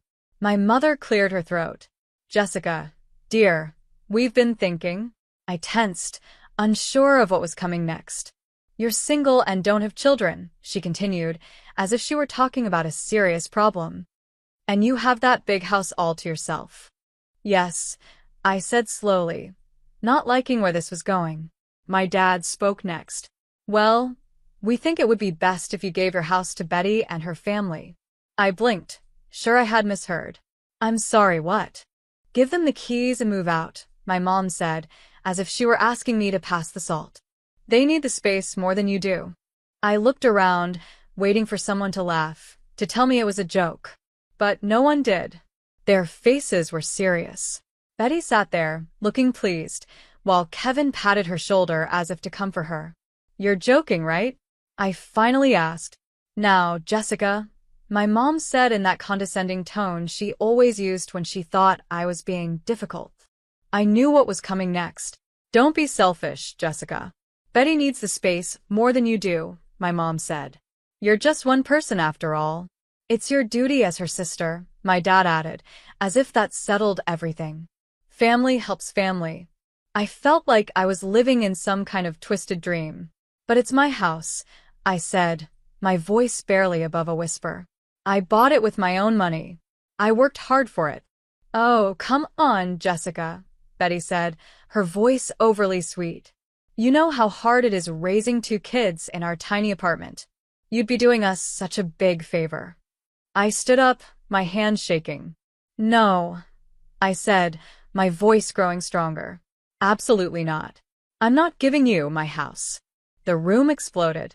My parents started listing all the things they had supposedly done for me over the years. Betty went on and on about how hard it was raising kids. Kevin just sat there nodding, as if all of this made perfect sense. As I walked out, I heard my mom call after me. Think about it, Jessica. Don't be selfish. The aftermath. In the days after that awful dinner, my life turned into a mess. My parents had clearly told the whole extended family that I was selfish. Suddenly, relatives I hadn't spoken to in years started calling and messaging me, acting like they knew what was best for me. One afternoon, I got a call from my great-aunt Kimberly, a woman I hadn't seen since I was a teenager. Jessica, she almost gasped into the phone. I heard about your situation. How could you be so heartless? You're nothing but an old maid, saving money for no good reason. The next day, my cousin Gary, who I barely knew, sent me a text. Hey Jessica, heard you're being difficult. Why don't you just move to a remote island and live as a hermit? You're already an outcast and a loner anyway. 3 weeks after that horrible family dinner, I was at home, sick with a bad cold. Wrapped in a blanket, sipping hot tea, I heard a strange noise at my front door. It sounded like someone was messing with the lock. My heart started pounding. Was someone trying to break in? I set my tea down quietly and crept toward the door, my legs shaking beneath me. Peeking through the peephole, I nearly gasped out loud. There, on my front porch, were my sister, my parents, and Kevin. Betty was kneeling by the lock, a hairpin in her hand, trying to pick it open. My parents stood nearby, keeping watch. Kevin stood a little farther back, looking nervous. Without thinking, I yanked the door open. They all jumped back, shocked. What the hell do you think you're doing? I demanded. My voice was hoarse from my cold, but I was furious. For a moment, they just stared at me, caught red-handed. Then, to my complete disbelief, my mother spoke. We thought you'd be at work. We were just going to move in. Move in? I repeated, stunned. You mean break in and live in my house without permission? Jessica, my father said, trying to sound reasonable. We knew you wouldn't call the police on us. We're family, after all. I looked past them and saw a car in my driveway, packed with boxes and suitcases. They had actually planned to move in behind my back. Get off my property, I said, my voice low and firm. Now. Or I will call the police. I pulled out my phone and dialed 911, holding it up so they could see. Last chance. Leave now. They stared at me, disbelief all over their faces. Then slowly, they turned and left. I watched them drive away, my whole body shaking. Once they were gone, I shut the door, locked it, and slid down onto the floor, my back against the solid wood. Taking action. The very next day, I called a security company and had surveillance cameras installed around my house. These weren't just any cameras, they had a voice recording function, too. But technology wasn't enough. I had always wanted a dog, and now I had the perfect reason to get one. I went to the local animal shelter, determined to find a companion who could also help protect my home. That's where I met Buddy. He was a large mixed-breed dog with intelligent eyes and a cautious nature. The shelter worker told me his story. His previous owners had abandoned him for being too protective. But I could see the loyal, loving dog underneath. Buddy and I bonded quickly. At home, he was sweet and affectionate, always by my side. But the moment a stranger came near the house, he became a fierce guard dog, his deep bark warning anyone who thought about trespassing. I set up a comfortable kennel for him in the backyard, with a cozy doghouse and plenty of toys. He seemed to love it, often lying in the sun when he wasn't patrolling the yard. For 3 months, life was peaceful. Then, a work emergency called me out of town for the weekend. I didn't want to leave, but my neighbor, Mrs. Thomas, assured me she would take good care of Buddy. She adored him. She often brought him treats and took him for walks when I worked late. Feeling somewhat at ease, I left for my trip. But on the second night, my phone rang. It was Mrs. Thomas, and she sounded panicked.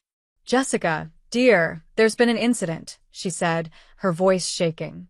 "Buddy, he bit a stranger. He chased them right out of the yard and down the street. The police are here now." I caught the first flight home, my mind racing. When I arrived, I walked into a scene straight out of my worst nightmares. My parents' car was parked in front of my house. Betty was there, looking both angry and smug. And to my horror, 4 police officers stood in my driveway. I approached carefully. "What's going on here?" One of the officers stepped forward. "Ma'am, we received a complaint about your dog attacking someone. Can you tell us what happened?" Before I could speak, Betty jumped in.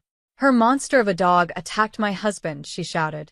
"He jumped right over the fence and bit him. He could have been killed." Suddenly, everything made sense. The stranger Buddy had bitten was Kevin.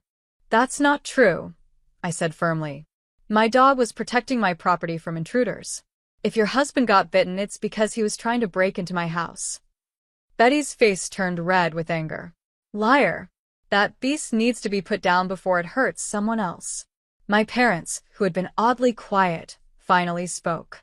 "We'll be pressing charges," my father said, his eyes gleaming.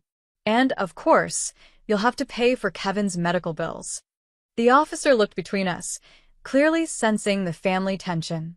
"Ma'am," he said, "because of the complaint, we have to take your dog to the kennel for evaluation. If he's deemed aggressive, he may have to be put down." My heart sank as I watched animal control load Buddy into their van. He looked at me with confused, sad eyes, and I felt tears well up in mine. As the officers and animal control drove away, my mother stepped closer. In a low voice, she whispered, "You know, Jessica, all of this could have been avoided if you had just given us the house." She smiled cruelly. "It's not too late," she continued. "Give us the house and we'll drop the charges. Otherwise, well, you know what happens to aggressive dogs." I stood frozen, watching as my family drove away, looking smug and satisfied. Then, like a bolt of lightning, a realization hit me. The security cameras. I ran into the house, my heart pounding, my hands shaking as I turned on my laptop and opened the security footage from the previous night. Holding my breath, I prayed the cameras had captured what I needed. The video was crystal clear. I watched as Betty and Kevin crept up to my front door, looking around nervously. Then Buddy appeared on screen, his fur bristling as he let out a low growl. And then, I heard it, Betty's voice, clear as day. "Kevin kicked the dog. When it bites you, we can accuse Jessica and demand compensation." Or better yet, we can get the whole house in exchange for the dog's life. My stomach turned. On the screen, Kevin cruelly kicked Buddy. Caught off guard, Buddy reacted in self-defense, biting Kevin's leg. Betty let out a loud, dramatic scream, and Buddy immediately let go. The two of them ran away, leaving Buddy standing there, confused and upset. I felt sick. The confrontation. The next morning, I called my parents, keeping my voice steady. I think we need to have a serious conversation. Can you all come over to my house? There was a brief pause, then my mother's voice came through, overly sweet. Of course, dear. We'll be right over. An hour later, they arrived, my parents, Betty, and Kevin, who now had a big bandage wrapped around his leg. As they walked into my living room, I could see the smug looks on their faces. They thought they had won. Betty started looking around, making herself at home. We'll need to get rid of this ugly lamp, she said, wrinkling her nose. And this couch? Not good enough. We'll replace it with something more family-friendly. I bit my tongue, letting her continue acting as if she already owned my house. Finally, I cleared my throat. Before we discuss anything, I said, keeping my voice calm despite the anger burning inside me, I think you should watch something first. I gestured toward the large TV on the wall. Please, all of you have a seat. They hesitated, confused, but sat down. Betty perched on the armrest, looking annoyed. And then I pressed play. I watched as my family's faces turned pale. Their expressions changed from confusion to shock, and finally, to horror as they realized they had been caught on camera. Betty was the first to break the silence. It was just a prank, she stammered, her voice high with panic. We didn't mean any harm. Kevin quickly nodded, wincing as the movement hurt his injured leg. Yeah. Just a joke that went too far, he added. No need to make a big deal out of it, right? But my parents understood how serious the situation was. My father leaned forward, his face pale. Jessica, sweetheart, he said carefully, let's not do anything drastic. There's no need to make this public. We can settle this as a family. I couldn't help but smile, a cold, humorless smile that made them all flinch. It's a little late for that, don't you think? I said, glancing at my watch. And speaking of late, I believe we have some guests arriving. Right on cue, there was a knock at the door. I opened it to reveal 4 police officers, whom I had called earlier that morning. Perfect timing, I said, stepping aside to let them in. Officers, I have evidence of an attempted break-in and blackmail. What followed was a blur of activity. I explained everything to the police and showed them the security footage. The officers watched it closely, then turned to Betty and Kevin. A moment later, they were being handcuffed. As the officers read them their rights, my parents broke down in tears. Jessica, please, my mother sobbed. Don't do this. We're family. For a moment, I felt a small sting of sadness. But it was quickly drowned out by years of pain and resentment.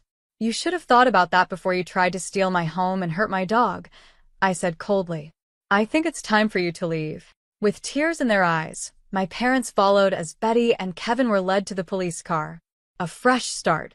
That evening, feeling lighter than I had in years, I went to the animal shelter to bring Buddy home. The moment he saw me, his tail wagged furiously, and he covered my face with excited kisses. Let's go home, Buddy, I whispered, hugging him tightly. The following weeks were a whirlwind. Betty and Kevin were arrested and taken to trial. With the clear security footage as evidence, they were found guilty of attempted break-in and blackmail. They were given a hefty fine, money that was awarded to me, and sentenced to probation. I decided to cut off all contact with my immediate family. However, I felt the rest of the family deserved to know the truth. I sent a detailed message to all our extended relatives, explaining everything that had happened. I also included copies of the security footage as proof. The response was overwhelming. Aunts, uncles, and cousins who had once called me selfish now sent messages of support and apology. Many were shocked by what my parents, Betty, and Kevin had done. Even the most forgiving relatives refused to include them in family gatherings. They were now outsiders. Moving forward. As for me, life only got better. I continued to do well at my job, finding more satisfaction in my work than ever before. Buddy and I settled into a peaceful routine, enjoying long walks in the park near our home.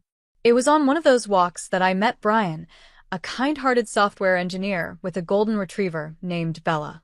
We hit it off right away, bonding over our love of dogs and our similar experiences with difficult families. We exchanged numbers and started dating. Day by day, our relationship grew stronger.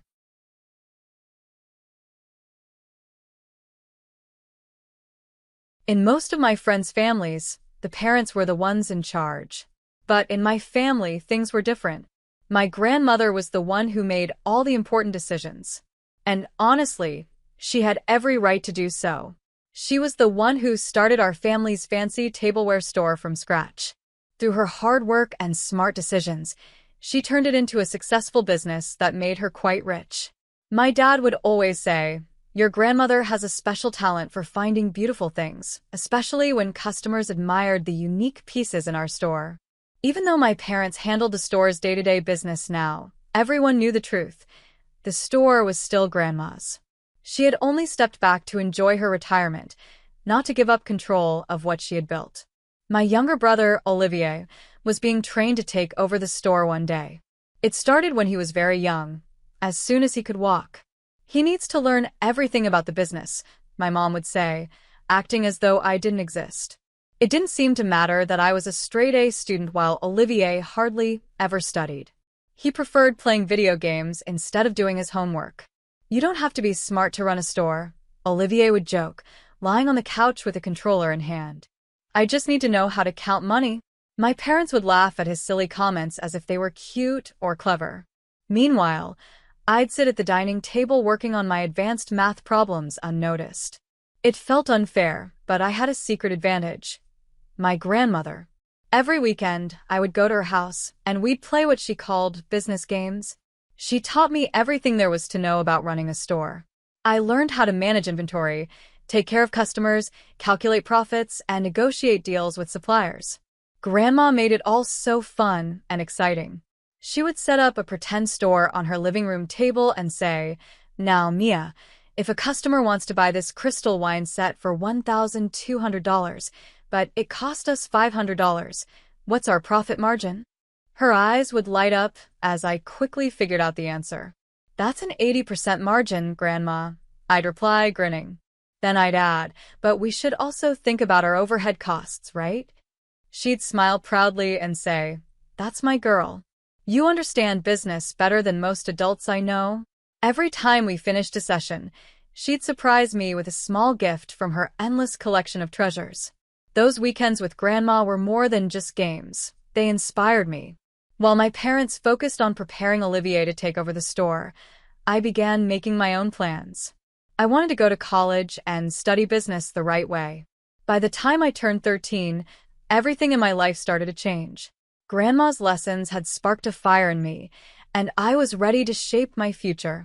I can still remember that evening like it happened yesterday. After dinner, my parents called me into the living room. The serious look on my father's face told me this wasn't going to be a happy conversation.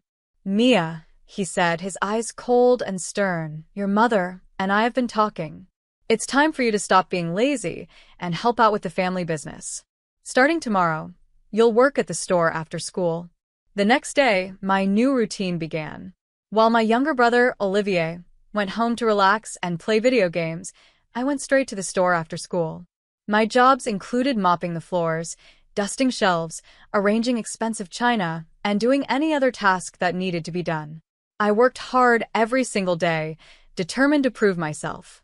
Sometimes I even stayed late into the evening to make sure the crystal glasses sparkled and the displays were flawless. After about 5 months of working, I noticed something that began to bother me.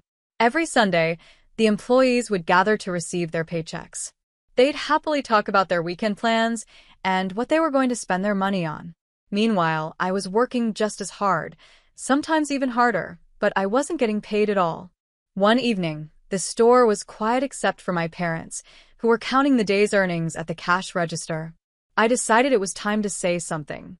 Summoning all my courage, I walked up to them nervously. "Mom, Dad, I began. I've been thinking.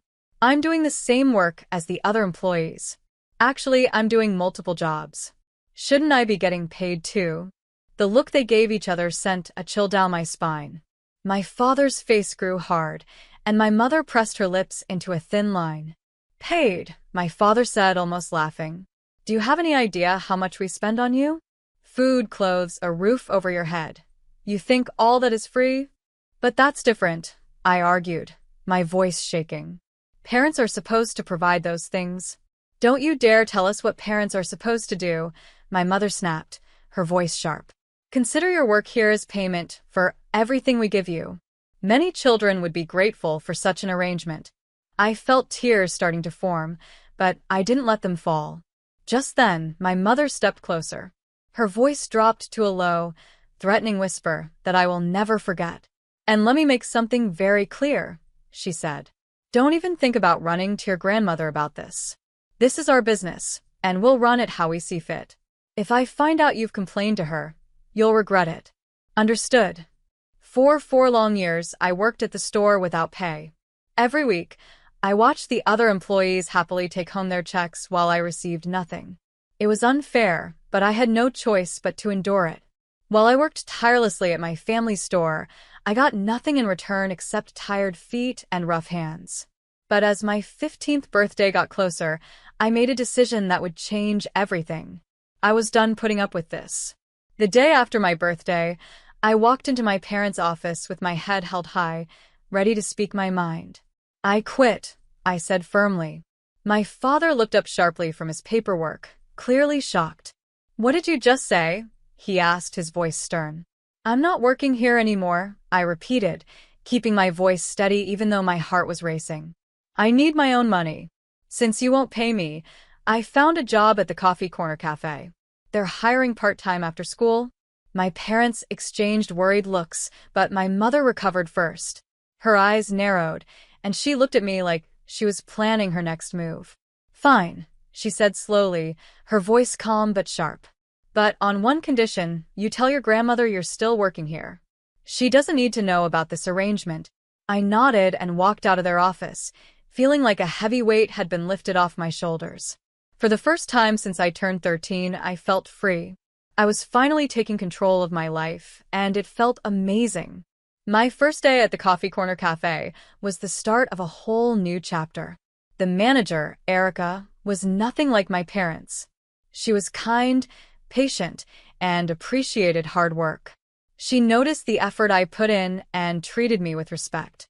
Every Sunday, I'd get my paycheck, and the feeling of holding my own money in my hands was incredible. It was mine, something I had earned through my own hard work. I loved everything about my new job. The smell of fresh coffee greeted me as I walked in, and the regular customers quickly learned my name. My coworkers were friendly and treated me like an equal, not like a servant. For the first time in my life, I felt valued and appreciated. With my first paycheck, I bought a new phone. It wasn't anything fancy, but it was mine, and that made it special. My second paycheck went toward new clothes. But the thing I enjoyed most was being able to buy small gifts for my grandmother. One week, I'd get her favorite chocolates. Another week, I'd pick out a beautiful scarf I saw at the mall. Oh, sweetheart, you shouldn't spend your wages on me, Grandma would say, her eyes sparkling as she admired whatever small present I'd brought her. Those moments were both wonderful and hard. Wonderful because I loved seeing her happy, and hard because I had to lie about still working at the family store. She'd ask how things were going, and I'd make up stories about helping customers or rearranging displays. You have such a good eye for presentation, she'd say proudly. And every time, my heart would ache just a little. When I was your age, the guilt from lying would have eaten me alive. But I kept reminding myself that this lie was the key to my newfound freedom. I wasn't working at the family store anymore, and I finally felt like I was in control of my life. As my senior year went on, my grades stayed perfect. My teachers and guidance counselors started talking to me about big opportunities. Princeton, Cornell, Rice, my counselor said during one of our meetings. Mia, with your academic record, you could go anywhere. But deep down, I knew the truth. My parents had made it clear over the years that they wouldn't spend a single penny on my education. And while I knew Grandma would probably help if I asked, I didn't want to depend on her. After spending my whole life feeling like I owed my family something, I wanted to stand on my own 3 feet. So, I started researching colleges nearby and discovered that our city's community college had a fantastic business program. Even better, they offered full scholarships to students with excellent grades. I spent weeks working on my application, making sure it was perfect. When the acceptance letter finally arrived, along with a full scholarship offer, I felt like I'd just won the lottery. The day before graduation, Grandma visited me. She brought me a gift, a brand new laptop. For my future businesswoman, she said with a warm smile, pulling me into a hug. I know you're going to do great things with it.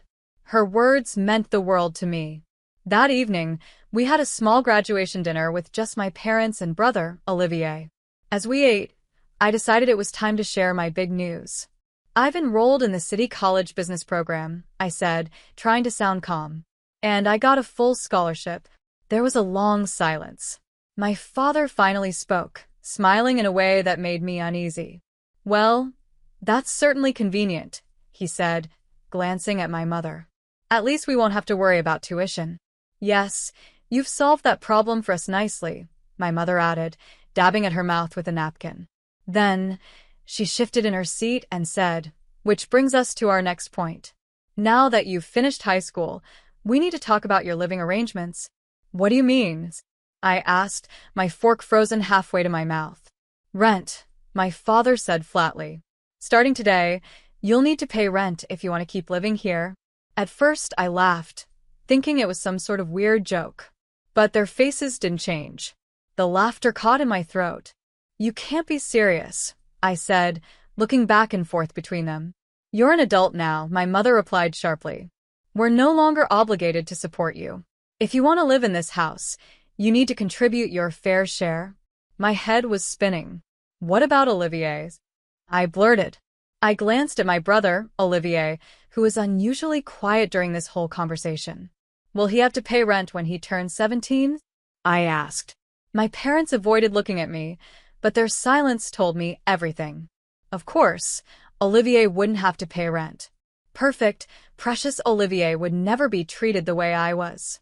That's different, my father muttered without bothering to explain how. This is insane, I said, my voice shaking as I pushed my chair back from the table. I'm your child. I have a right to live in my own home. This isn't your home, my mother snapped, her calm and polite mask finally slipping. This is our house. And if you won't pay rent, you need to leave. Tonight. Tonight? I echoed, stunned. You're kicking me out on graduation night? You have until the morning to pack your things, my father said, casually returning to his dinner like he hadn't just shattered my entire world.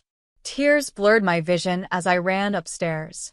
I grabbed my bags and started throwing clothes and essentials into them, my hands shaking so much I could barely zip them up. I kept thinking about college, which wouldn't start for months. Where was I supposed to go until then? What was I supposed to do? My first thought was Grandma. She would help me, I knew she would. I dialed her number, but my heart sank when the call went straight to voicemail. Then I remembered. She'd left for her annual trip to London just yesterday. She would be gone for at least 4 weeks. I couldn't ruin her vacation with this drama. She deserved to enjoy her time without dealing with my parents' cruelty. Wiping my tears, I scrolled through my phone contacts until I found Roxanne's number. Roxanne had been my best friend since middle school, and her family was always kind to me. I explained the situation, and 35 minutes later, she pulled up in her car. I loaded my bags into the trunk, trying not to cry again. As we drove away, I glanced back at the house. My parents were standing by the window, watching me leave. Their faces were completely blank, showing no emotion. In that moment, I accepted what I had always known deep down. They had never truly loved me. Life settled into a new routine over the next 4 weeks at Roxanne's house. I slept on a fold-out couch in the living room, waking up quietly every morning before dawn so I wouldn't disturb her family. I worked long shifts at the cafe, saving every penny I could. My manager, Erica, was a lifesaver during this time. When she learned about my situation, she increased my hours without me even asking. The work was exhausting, but it helped keep my mind off everything I had lost. I felt determined to move forward, even if my family had abandoned me. I was going to make it on my own. I threw myself into every task at the cafe, whether it was making the perfect lattes or scrubbing the equipment spotless at the end of a night. I wanted to prove my worth, not just to others, but to myself. "You're going to work yourself into the ground," Roxanne would say when I got home, exhausted after another double shift. She wasn't wrong. My body was sore and my energy was drained, but I didn't have a choice. I needed to save as much money as possible before college started. Besides, staying busy helped. It left me with less time to think about how deeply my parents had betrayed me. I completely avoided my parents during this time. They never called or texted, and honestly, I was fine with that. What could they even say to justify throwing me out on graduation night? The only message I received was from Olivier. He sent a single text asking where I was, but I couldn't bring myself to respond. What was the point? He had always been their favorite, and I didn't believe he cared about what had happened. After 3 long weeks, Grandma finally came back from her trip to London. When I heard she was home, I felt a surge of hope so strong that it made me dizzy. I had waited so patiently, forcing myself not to reach out during her vacation. Grandma deserved to enjoy her time without being dragged into family drama. But now, I could finally tell her everything. With shaking fingers, I typed out a message. "Grandma, I need to talk to you about something important. Can we meet?" I sent it, my heart racing as I waited for her response. Her reply came faster than I expected. But instead of her usual warm words and a time and place to meet, she sent me a link. Confused, I clicked it and realized it led to my mother's social media page. My heart pounded as I read the post at the top of the screen. "My heart is breaking as I write this." The post began. "Our beloved daughter Mia has run away from home." But what makes this situation even more painful is discovering that before she left, she stole a significant amount of money from our family store's register. We tried to give her everything, to show her nothing but love, and this is how she repays us. We never thought our own child could do something like this. I stared at the screen, frozen in disbelief. My blood ran cold as I scrolled through the comments. Aunts, uncles, and family friends, people who had known me my whole life, were expressing their shock and disappointment. "How could she?" one person wrote. "They gave her so much, and this is what she does," said another. It felt like my entire reputation was being ripped apart. I had done nothing wrong, yet my mother's lies were destroying me in front of everyone I cared about. "I can't believe Mia would do this," one comment read. "She always seemed like such a good girl. After everything you've done for her, this generation has no respect," said another. "You should report this to the police," someone suggested. Theft is theft, even if it's family. What made me feel the most sick was my mother's reply to the suggestion about calling the police. "No, we can't do that to our daughter," she wrote. "Despite everything, we love her too much. We just pray she'll come to her senses and return what she's stolen. Our hearts are broken, but we still have hope she'll make this right." I could hardly hold my phone. My hands were shaking so badly, and my head was spinning.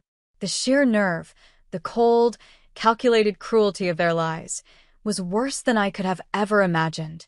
First, they threw me out of my own home, and now they were trying to ruin my reputation. I couldn't let this go on. Without hesitation, I drove straight to Grandma's house. My heart pounded the entire way. When she opened the door, her expression was calm but unreadable. She didn't say much, just stepped aside to let me in. "I don't believe that post for a second," she said firmly. "Now sit down and tell me what's really going on." I couldn't hold back anymore. The words came spilling out, as if a dam had burst. "I haven't worked at the store for 4 years, Grandma," I admitted, my voice trembling. "Not since I was 15. I've been working at Coffee Corner Cafe this whole time."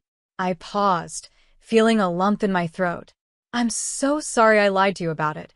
Go on," she said, her voice quiet but serious.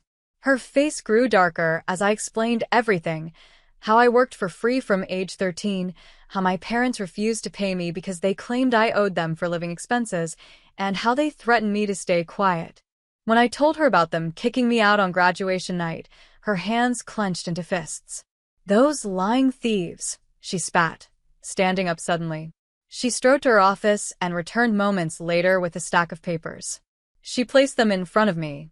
"Look at these payroll statements," she said. I scanned the papers, confused at first. Then I froze.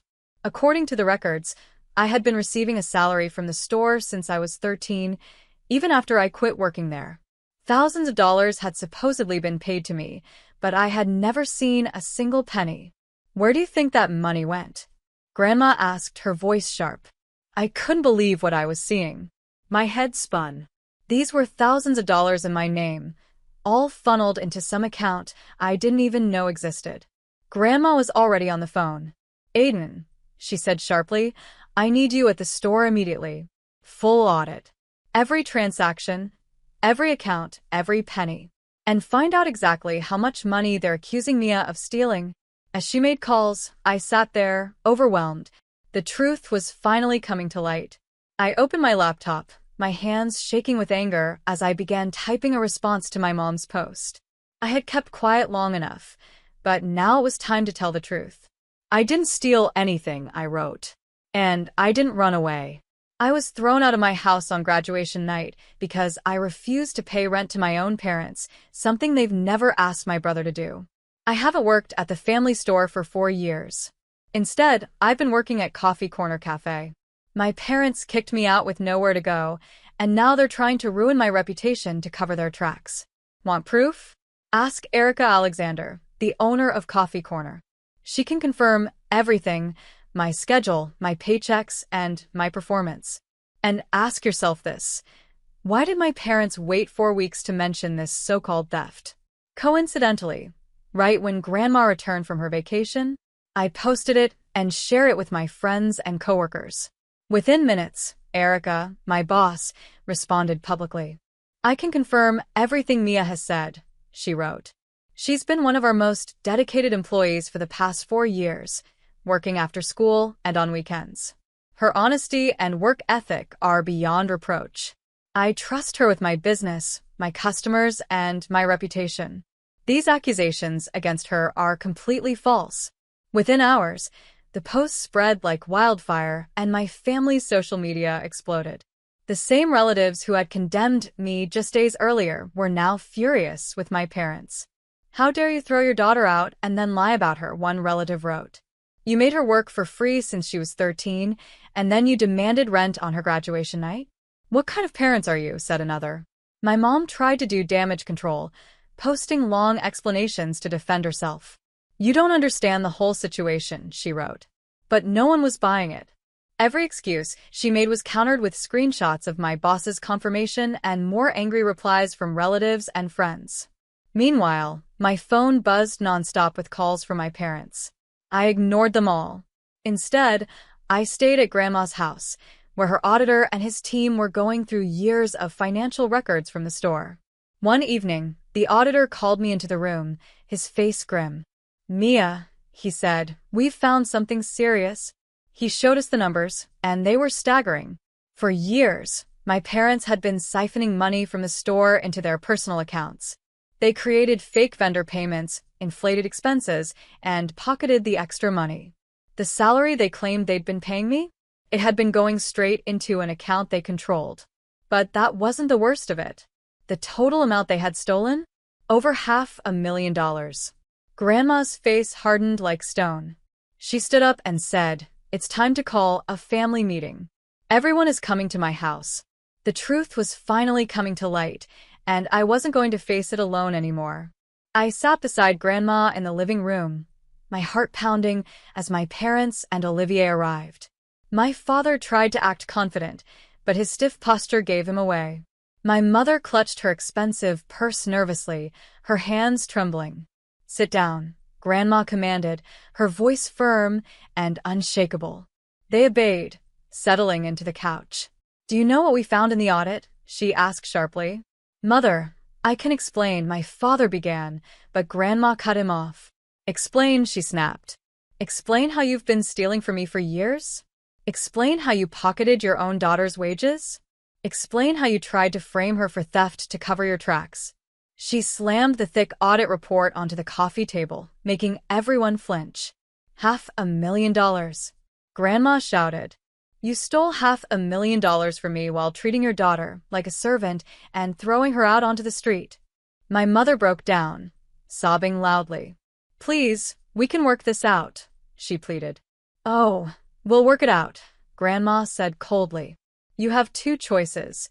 Either you pay back every single penny you stole, or I press charges. Fraud and embezzlement. Let's see how far that gets you in court. My father's face turned pale. We don't have that kind of money, he stammered. Then start selling things. Grandma fired back. Your cars, your vacation home, everything.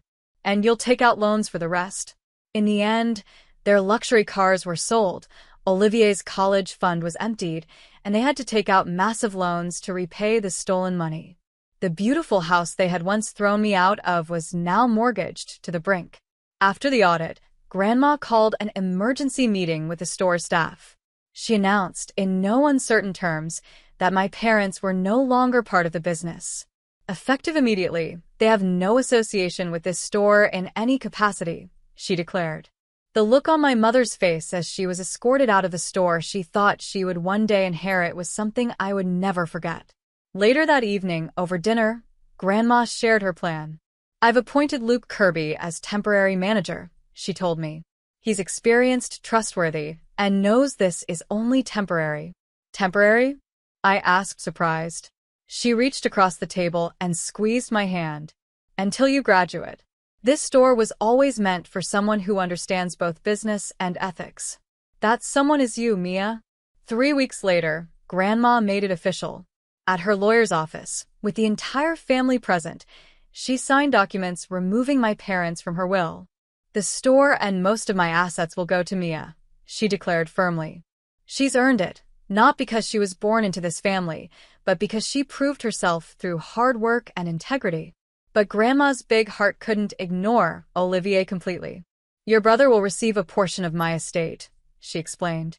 He's not responsible for your parents' actions. Surprisingly, Olivier and I grew closer through all of this. Without our parents' toxic influence driving a wedge between us, we found a real sibling bond. He visits my dorm sometimes and we talk about everything, his struggles with the new reality, his plans for college now that his fund is gone, and his anger at our parents.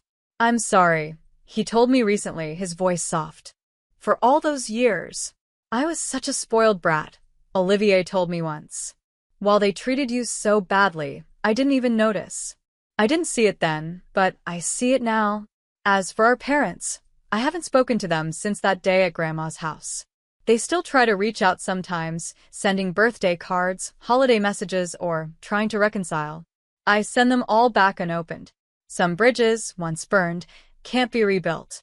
Grandma visits me at college regularly, always bringing coffee from the Coffee Corner Cafe. She's become a regular customer there since learning my story. We sit in the campus courtyard, talking about my classes and making plans for the future of the store. She's teaching me everything she knows about business, just like she did when I was a little girl.